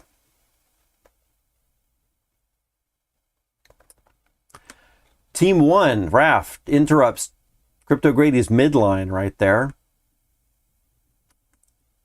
And although it looks like Crypto Grady is going to do a lightning strike, or was going to do a lightning strike, but it was interrupted. So good call on Raf for interrupting that, and gets 1 full meter for guessing that properly. Very good. Normal attacks, Crypto Grady does 33 on Raf, and Raf does 26 on Crypto Grady. And Crypto Grady charges 19, Raf charges 18 meters. So now they both have 1 full meter and a little bit more here. So that's turn number 3. All their heroes still alive and kicking. Turn number 4. Looks like Crypto Grady is going to use a tune. Uses 100 meters for a tune. Full bar for that. And looks like Raf's going to use Blitz. 30 points of damage onto Crypto Grady, 39 points of damage onto Raf. And then 31 more points of damage onto Crypto Grady. Crypto Grady charges 19, Raf charges 18 meters. So Raf's got a little bit of extra charge right there. Crypto Grady used a tune, and now it's going to build that meter back up. That's turn number 4. Turn number 5 comes in.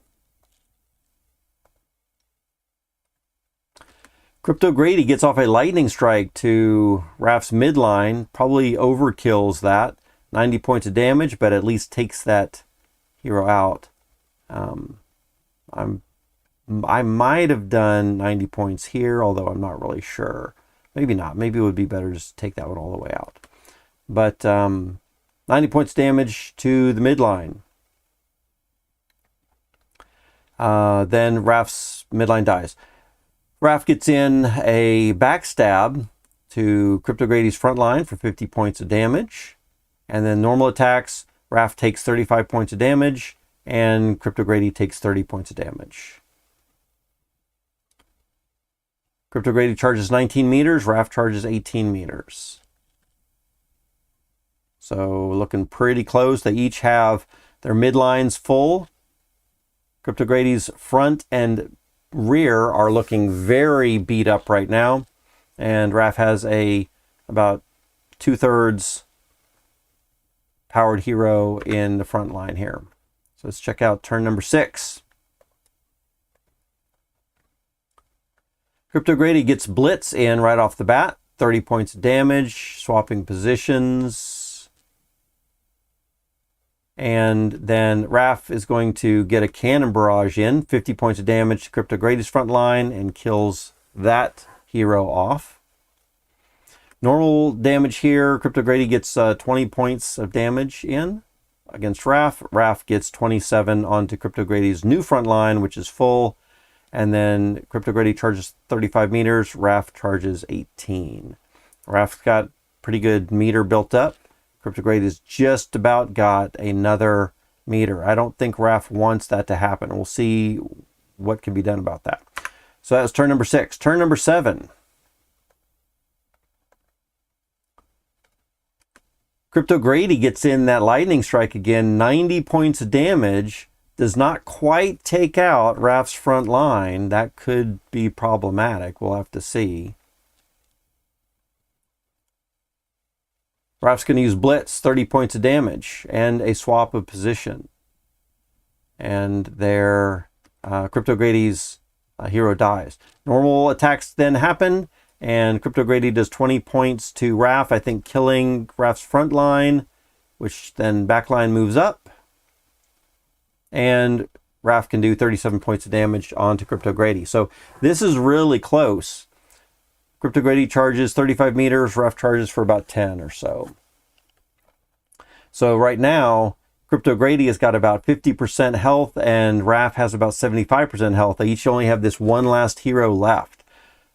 Who is going to get this finished up here? Oh yeah, look at this. Nail biting for sure. Connex has a meme out there. So in turn number 8, what do we see here? Team 1 interrupts teams 2. So Raf is going to interrupt Crypto Grady's last attack here. Did Crypto Grady try to do something big? We'll see here in a minute. Then, of course, Raf is going to get an attack of 40 points. And good thing Crypto Grady was doing a fierce attack, it looks like. 34 points. So Raf is going to charge 10 and Crypto Grady is going to charge for 35 meters. So now it's just really a matter of, I think, who gets what in first. They both have at least a meter. Raf's got 2, Crypto Grady's got 1. And obviously, I think we know how this ends up. But turn number 9 here is going to be the end of it.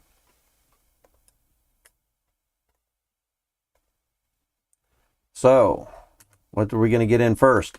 Team 1 interrupt teams 2's, or Raf interrupts Crypto Grady's hero again. So if Crypto Grady was trying something big, that could be a problem. Sure enough, Crypto Grady was trying to use a tune, it looks like, but that was interrupted.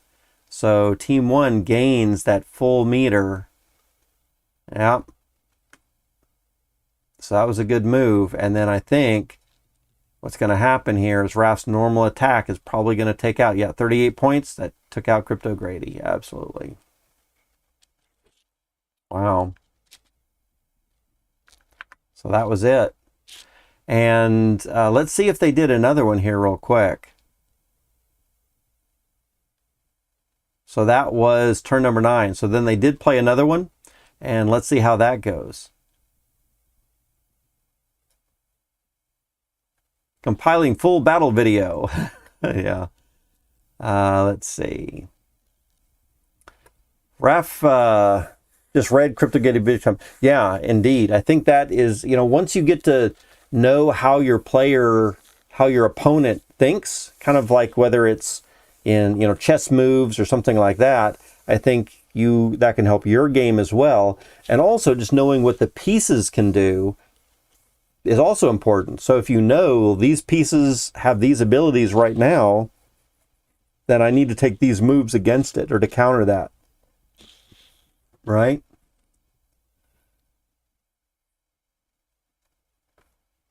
Right here saying, you have me shaken. It's a hell of a team. Let's see. So is this the full battle? Let's see if this is the full battle. So here they start off with Lightning Strike and Ice Blast coming in right away. Normal damage at 25. Normal damage at 27. And then if we just wait, yeah, it looks like this is the full battle together. Gotcha.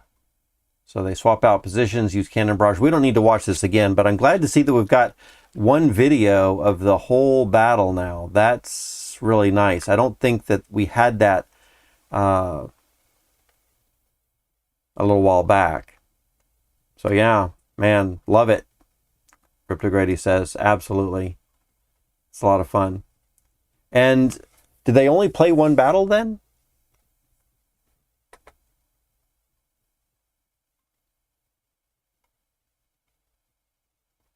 Or is there another one?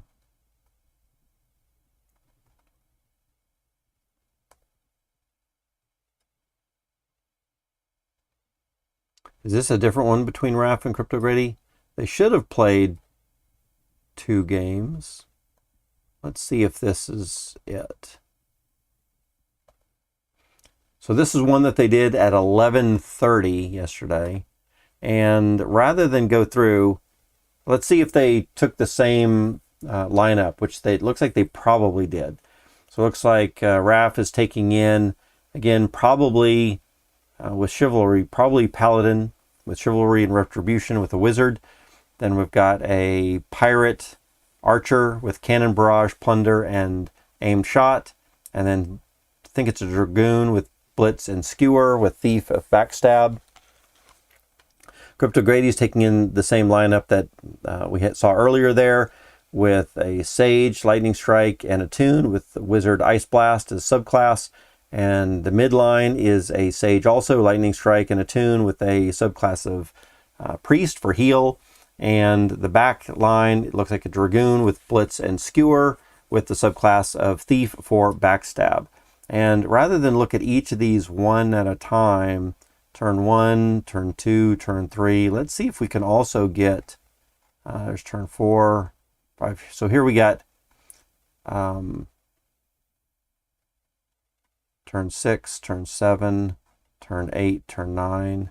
Okay, so what we want to do here is see the whole battle. All right, let's take a look at this.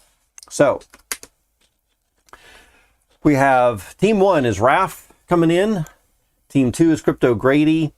Looks like right off the bat, Raf is going to get first attack, going to do a Plunder, gains 11 speed.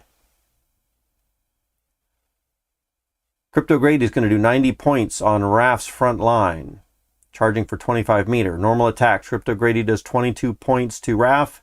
Raf does 27 points to Crypto Grady. Crypto Grady is going to charge for 38 meters, and Raf is going to charge for 18 meters.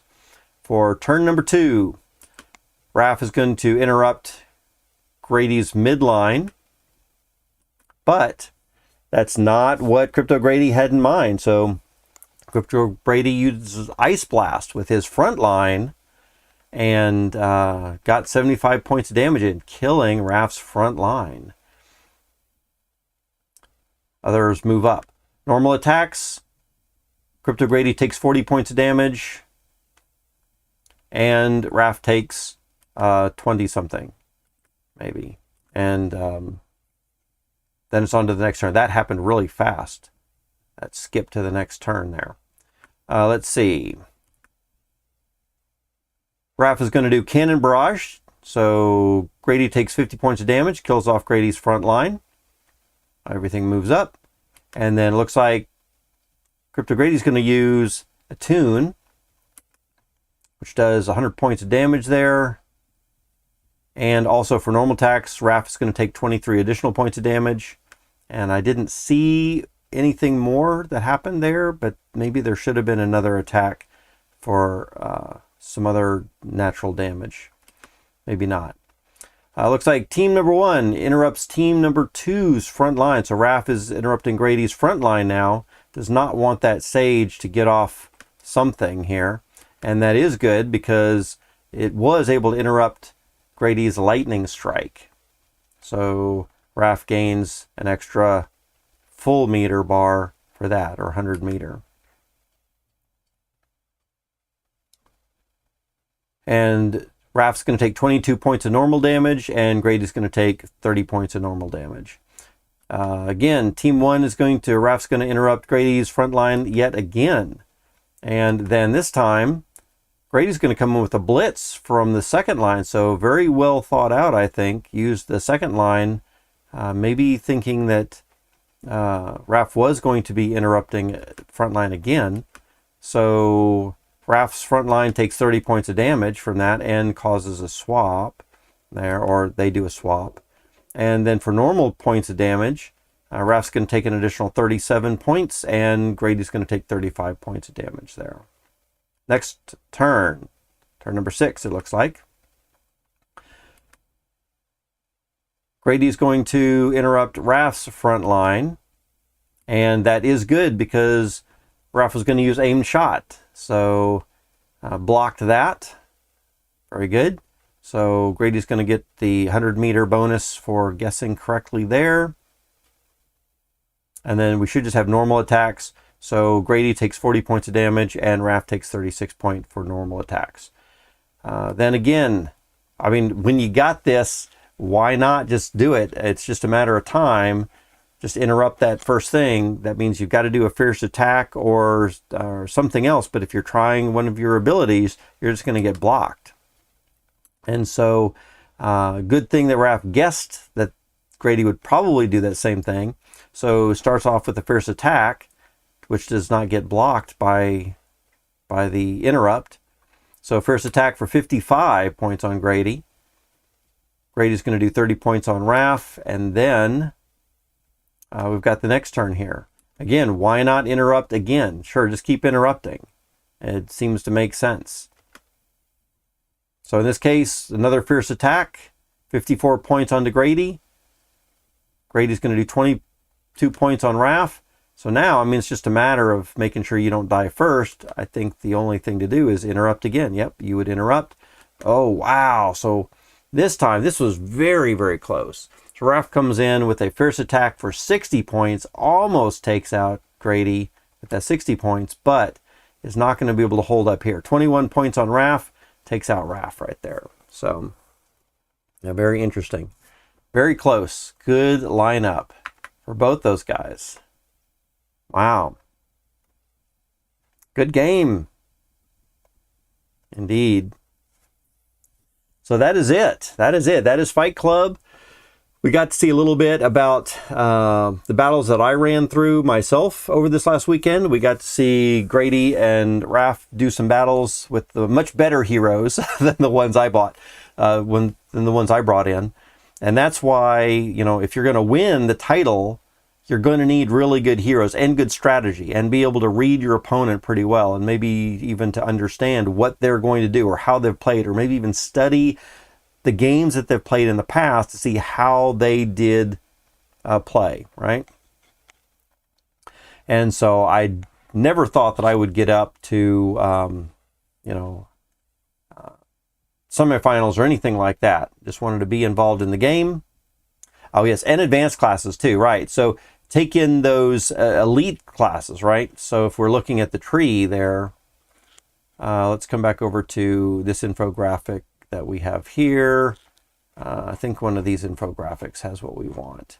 So if we're looking at the tree right here, we can see that, you know, you're bringing in that Sage and that Dragoon at this elite level right into the Dread Knight. Of course, Dread Knights were banned from this tournament just because they were a little too overpowered.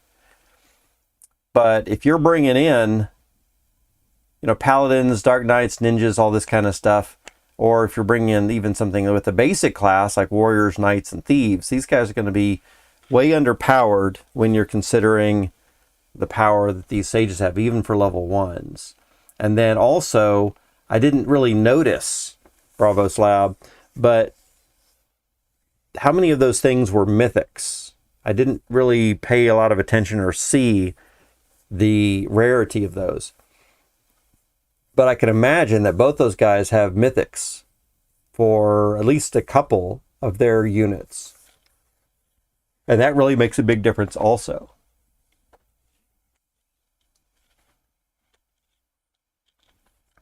So if you can have, of course, the basic classes, at least gets my foot in the door. So I was only bringing in basic classes. I don't think I have any Paladins, Dark Knights, Ninjas, Summoners, or Shapeshifters.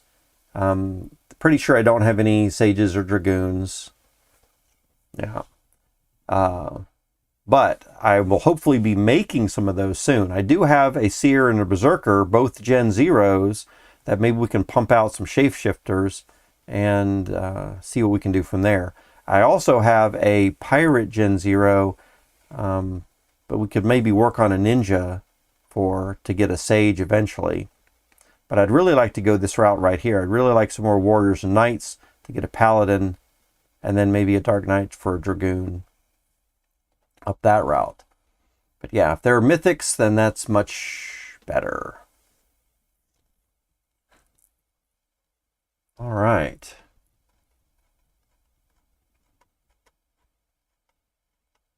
Yeah, lots of good charts right here.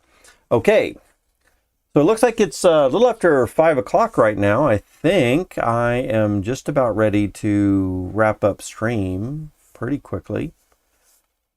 Actually, I could go a little bit longer. I've only been streaming, even though it's 5 o'clock, I've only been streaming for about 2.5 hours. So we could go a little bit longer there if we need to. Does anybody in chat have anything to cover for the next few minutes that y'all want to do?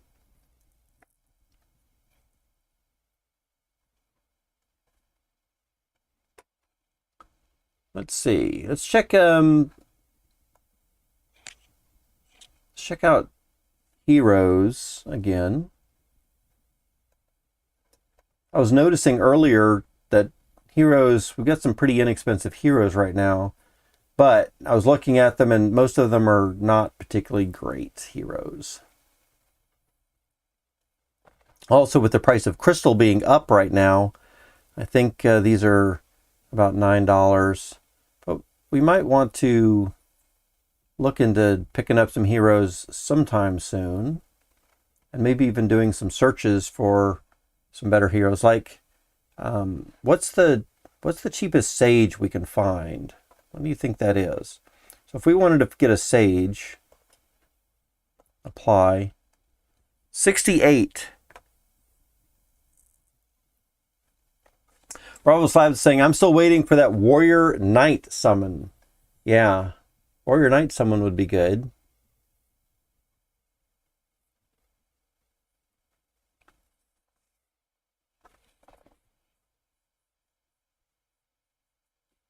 I think we were looking into that, not maybe last week or something. So it looks like the cheapest sage to buy on the market is going to be for about 69 or so, and if we flip that card over, for mining, and that's probably not where we want to be.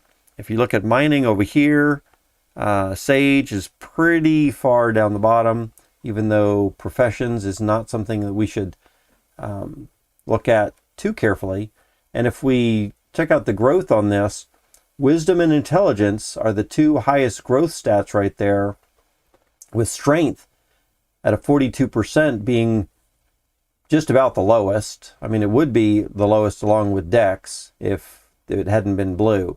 So that's really not great for the stat growth of this particular card right here. So I'm not sure I'd be too interested in this. It's probably one of the worst sages that we could get. And even that is, going for 68. So what about this one? We've got a sage right here. Also, of course, if we look at this, we see it's a common, we see it's a Gen 5, no summons left, and all that kind of stuff matters as well, right? So here we've got a sage, no summons left. It's a Gen 3, level 1 here. Flip this card over. Again, a mining with endurance as the stat with the bonus. So not particularly very good. Here we've got a Gen 4, no summons left, sage. Flip that card over, strength and mining. So again, sages are one of the lowest professions for mining, and strength is not really something that we would want there anyway for a sage. So probably not all that great. Look at all these sages. No summons. Everyone's trying to use all the summons that they can from these sages to get a Dread Knight, probably, is why they're all used up. So we've got 79 crystal here for this one. It's a Gen 5. Sage mining, sage foraging, and sage foraging. How good are sages at foraging? Let's see. Oh, not too bad. It's 130. So a sage forager would be in my range that I would be interested in buying just for that aspect of it. They're just as good at fishing. Sages would be better at gardening, all the way up here at 150. Right, if you're really looking to have a properly proper lineup for your Sage profession. Profession isn't too big of a deal though, but one of the other things that I would look at in a Sage, if I really wanted to be getting a decent Sage, is looking at the growth here, 93 and 90. So it looks like somebody added a stone to this. Normally, if we take a look at this stat, it should be 90% for wisdom for a Sage, and having 3% additional without the blue stat there especially generally means that they used a stone on that. And there are other places I guess we could look where we could see that. But because the blue stat is on a 42, I still think that this would probably not be a great one to get. Also, no more summons for it. If we wanted to take a look at what it would take to actually get at least one summons remaining on a Sage, it jumps, look at that, the lowest price goes from 79 to 279. So we were looking at 200 additional crystal just to be able to use a Sage in a summon.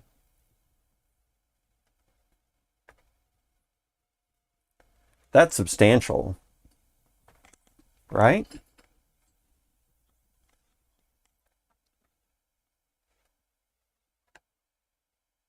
Crystal is what right now? What's the price of crystal? 28 cents or something?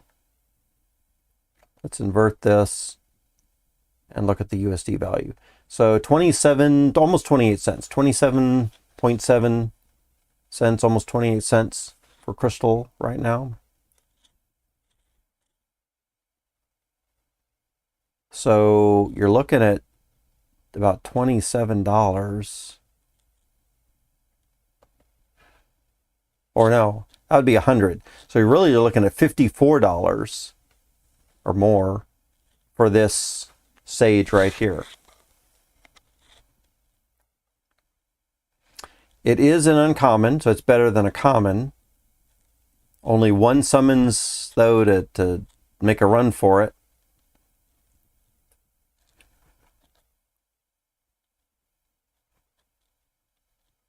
Just wanted to see what some other Sages have. Most of them that we're looking at here are 1 of 1s.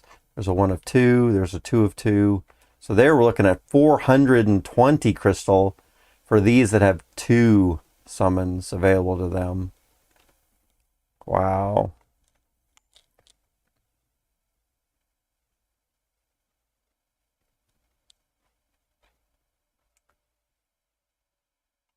Pumping out some Sages could be a good way to make some money, I think. Of course, to do that, you're going to need to climb this tree pretty far, right? So we're going to need to have ninjas and summoners getting together to get that Sage, and of course hit the RNG, the random number generator. It's got to be hit just right. Pirates, monks, wizards, and priests. I do have a few of those. We do have a Gen0 pirate. Would be nice to have another. It would be nice to get a Gen0 warrior and a knight, I will admit. But I'm not sure if I'm going to be buying any more Gen0s. I think maybe a better thing to do would be to spend that money to do hires, rent them out.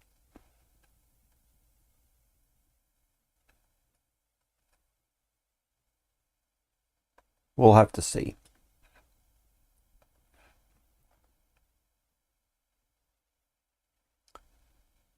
All right.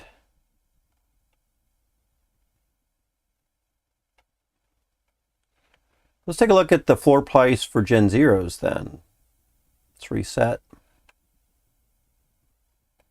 What's Gen0 costing these days? 12,000 crystal.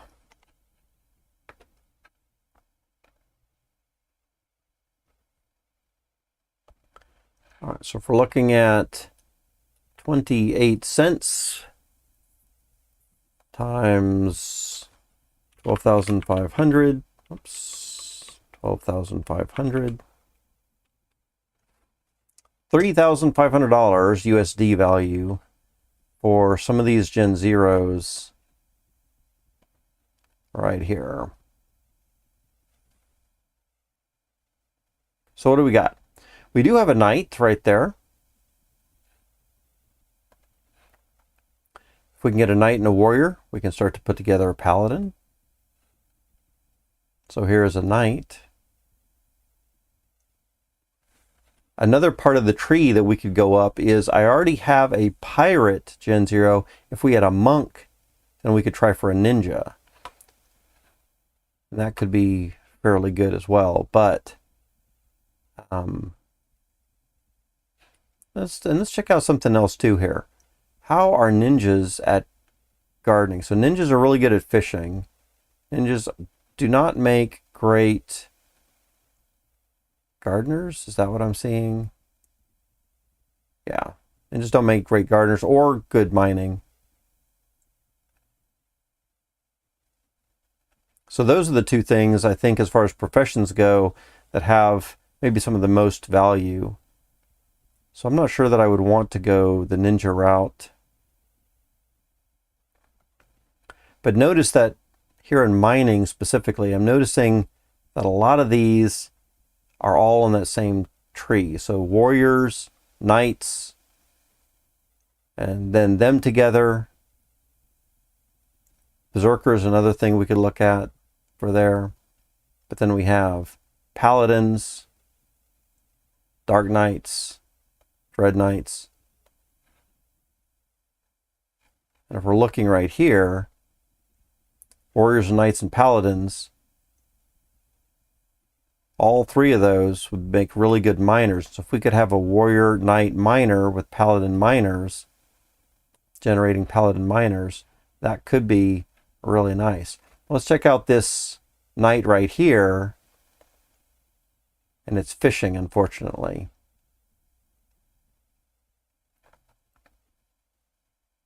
Maybe that's one of the reasons that it's selling for less. Also, it's got a blue stat for dex, which isn't incredibly bad, but it would have been better to get strength, vitality, or endurance, especially if it would have mining. So, yeah. Oops, we're not going to buy this one.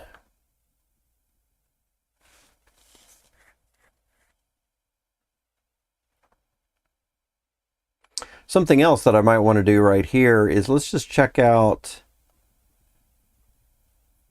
heroes for buying Gen 0s. We're just going to use this other tool here.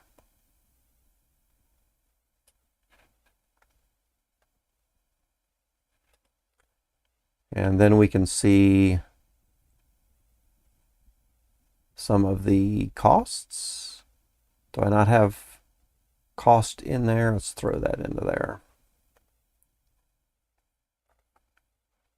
For some reason, this doesn't look like it's updated. Search. All right. So yeah, 1250 for this one, 1300. So what are we looking at if we wanted a Gen 0 here to get a good one? So I guess let's limit ourselves a little bit to the primary class being a warrior or a knight.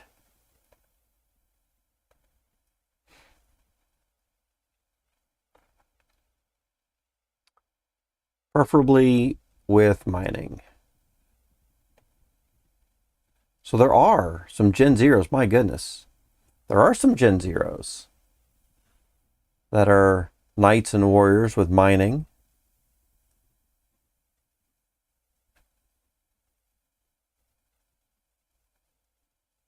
$17,000 is the cheapest one. It's number 337 for 17,000. Let's take a look at it in here. Or maybe we don't have to. Maybe this is good enough. So here we see that we've got a knight, priest. It's a level 9. That's pretty good as far as level goes too. It's got a 21 strength currently, 23 vitality, 22 endurance. Someone's been pretty much focusing on those things, which is good. 16.5 skill level at profession. A little bit of fishing.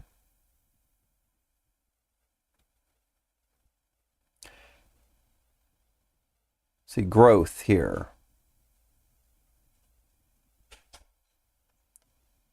Main class being knight is a looks like 70%. Oh, this is just the normal growth stats there. Yeah. Don't need to take a look at that too much. So then we have our recessive genes. Main class, knight, monk, pirate, knight.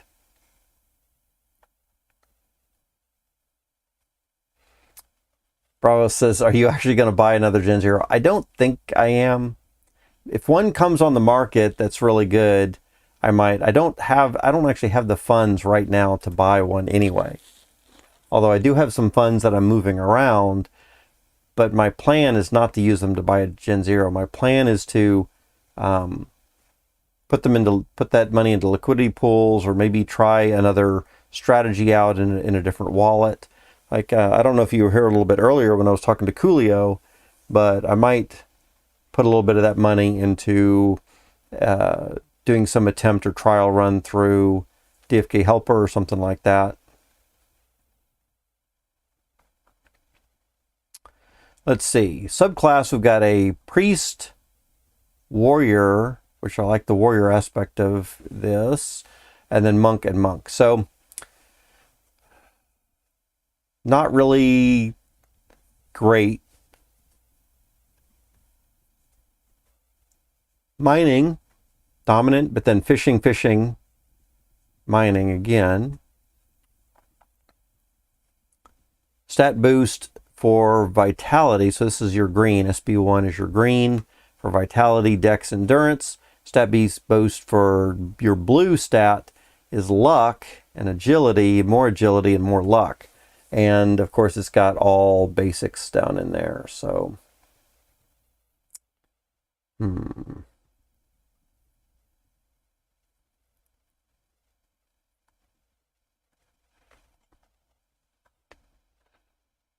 So what if we spent something?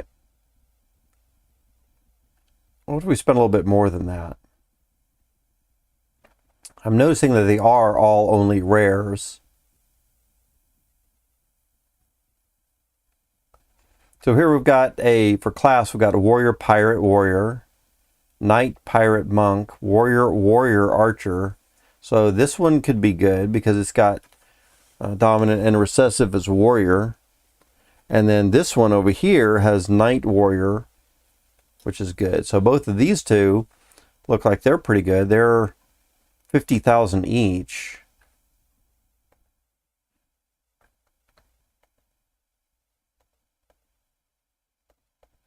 So that's 28 cents times 50,000.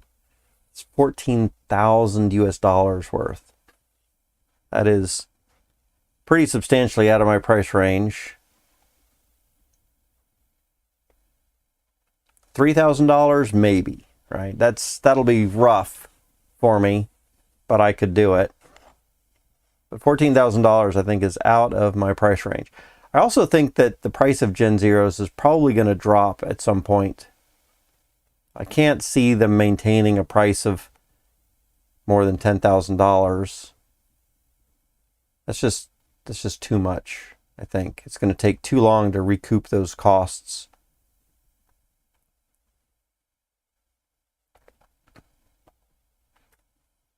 So let's see what these guys have got.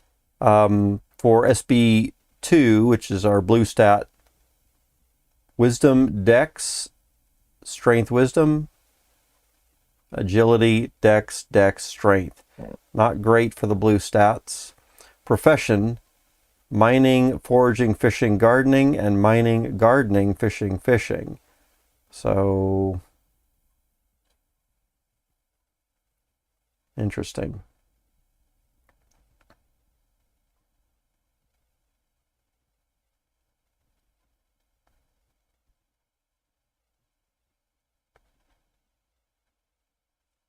Just imagine buying two Gen Zeros. Imagine buying both of these for $50,000, or not $50,000, but for 50,000 crystal each, about $14,000 each, 28,000 US dollars to get a Gen 0 warrior and a Gen 0 knight.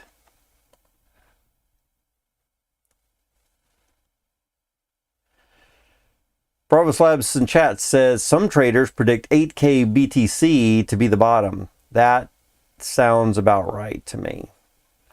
I am expecting, I don't think we're at the bottom yet.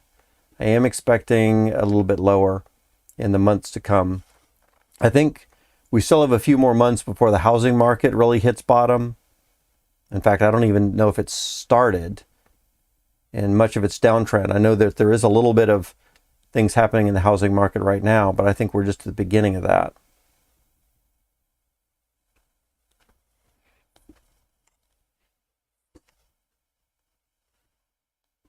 But if Bitcoin, and we can take a quick look at Bitcoin as well.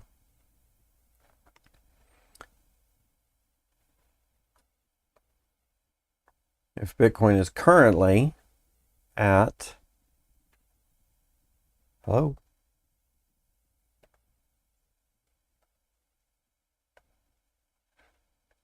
What's going on here?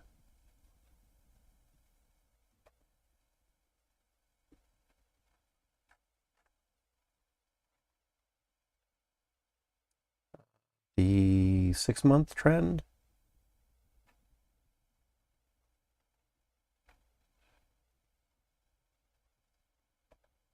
Per day.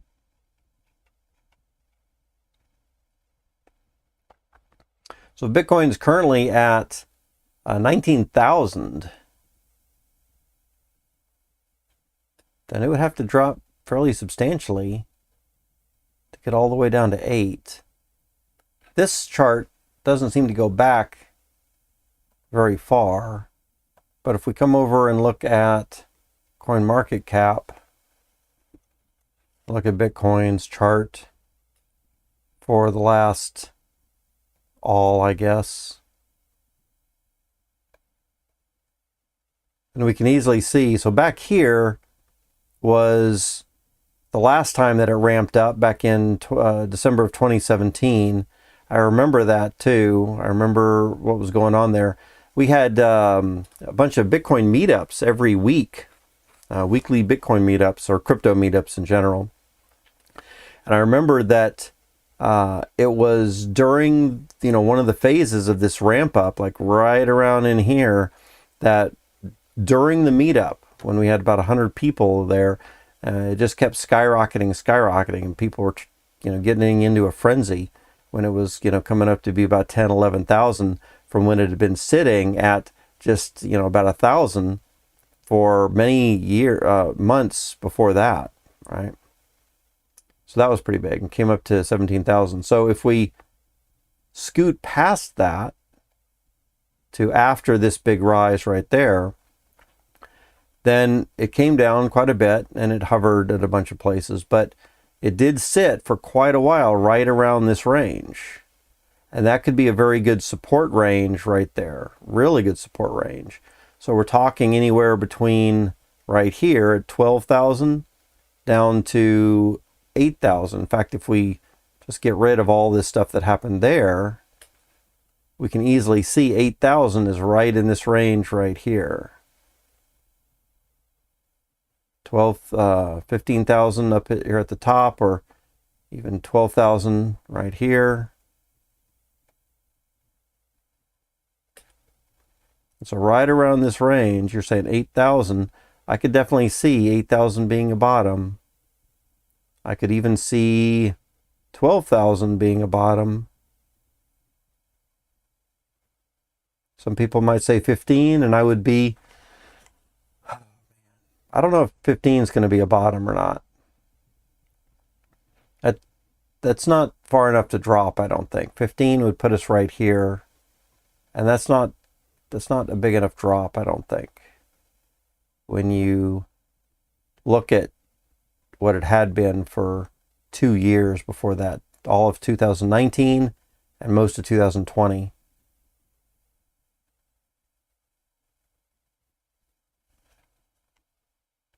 So yeah, 8,000 would put it down here. And 8,000 seems, 8,000 would definitely be capitulation for a lot of people. If we came all the way down to here, in fact, let's close in on this a little bit. If we came all the way down to here at 8,000, that would totally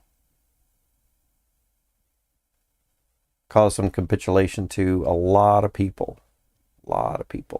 And I do think it would probably have to come down that far, because all these people that bought from here on up, they're still in the money. So all of the people that had bought from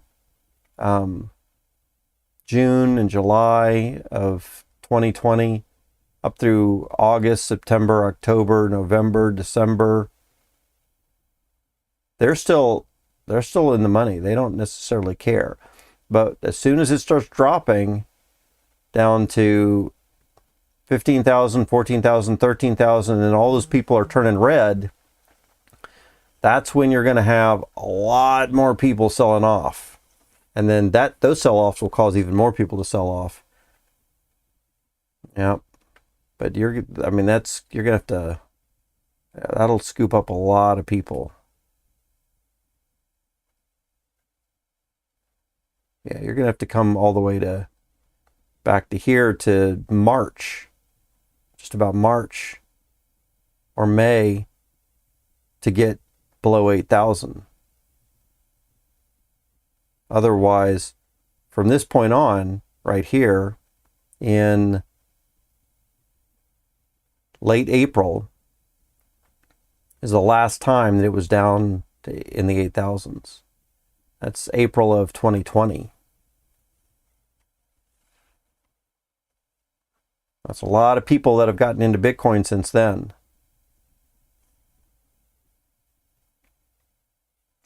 Let's see. Or maybe we're wrong and the 17 is the bottom already. It could be. I mean, we could have already hit the bottom, possibly. I know there's a lot of very positive things going around in crypto as well. So it would not surprise me if there was a turnaround. But I think for that to happen, crypto and the global economy, as far as stock market and housing market and all that kind of stuff, would have to decouple. And as long as the crypto market is still following all the other global economic market trends, then I think we're still going to see downturn in crypto. And as far as I can tell, there's no sign of crypto decoupling from the normal macro global economic trends. Right? I don't see any sign of it. If you know of some links or some information that shows that, then drop them in chat. But as far as everything I've seen, crypto is still very closely following the stock market, and the housing market still has to go bust, which is going to take us down some more. Even if 8,000 is not the bottom, I'm going to say maybe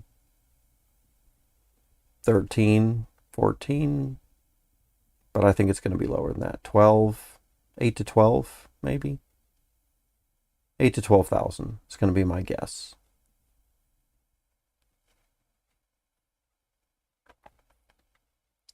That will destroy the market as we know it. Yeah.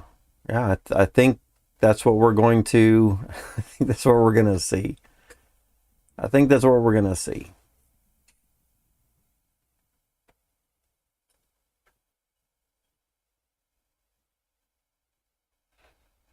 Okay.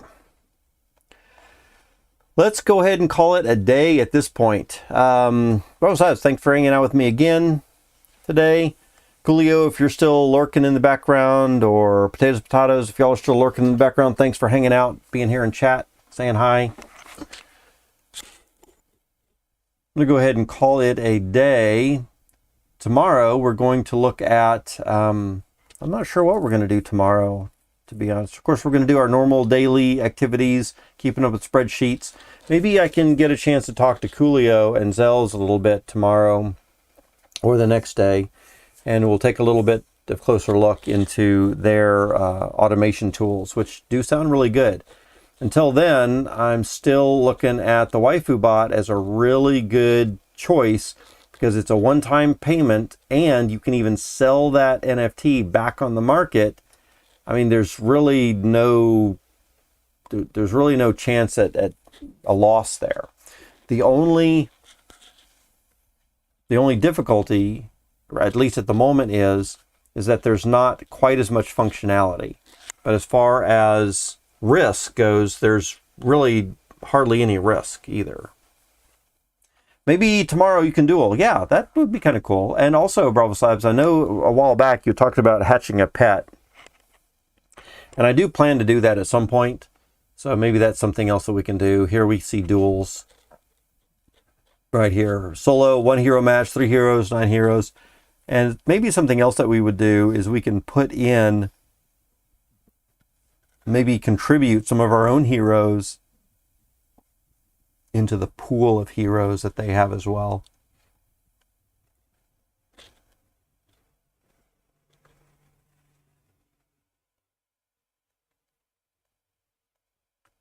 So it looks like I'm rank 1. Oh, maybe we can gain ranks too. That'll be kind of interesting.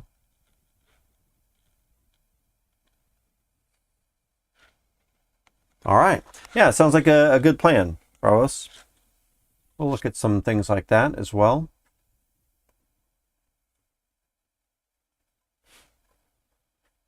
Let's check out our active quest. Oh, I can collect this hero now. Okay, that sounds good. Let's go ahead and, I guess as our last thing, we'll go ahead and collect her and add this to our spreadsheet, since y'all might be interested in that.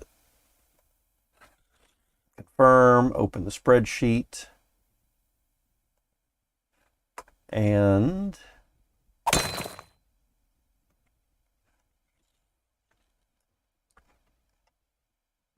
I've been keeping up a little bit with what's going on over here. So this is the 17th quest for her level 4 that we've been tracking. It looks like we get another 158 XP. That's a good amount of XP. That's on the high end of what we normally get. The average so far has been 154 XP per quest is the average. And looks like we get a little bit more gold this time. So just about every time that we've gone questing, she's only brought back 84.86. No, I'm sorry, 80. What am I looking at here? 86.48 gold. 86.48. Just about every single time. I think there was one time early on she only was bringing back 84.8. So now, for her to bring back 88,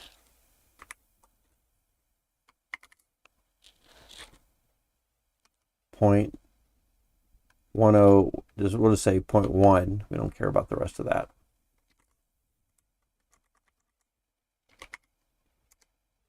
Then that's a pretty substantial increase. We'll see how often she continues to bring back 88 at this point.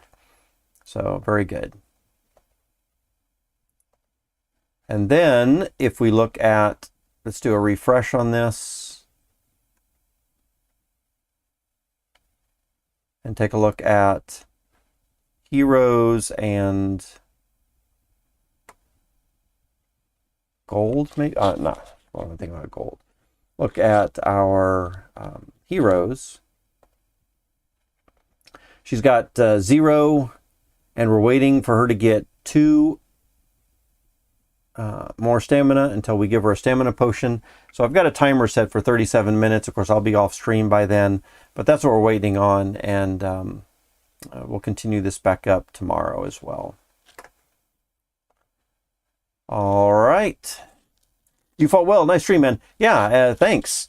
I'm hopefully we can do a little bit more of that. I'd love to do some more Fight Club. I'd love to do some more duels and all this kind of stuff. Might be kind of fun to get some people on stream to do this kind of stuff too. And I think you've got a hero or two. You know, one thing that we could do, we could just take in some random heroes that we have and try out duels. Is that the player versus player in that kind of a way? I'm not sure. I don't know if it's actually, I don't know if duels is actually something where we compete directly against each other or not. Anyway, Problem Side, thanks for being here. Always a pleasure to have you in chat, and I'm going to head on out. I'm sure I will see you later. Until then, rock out.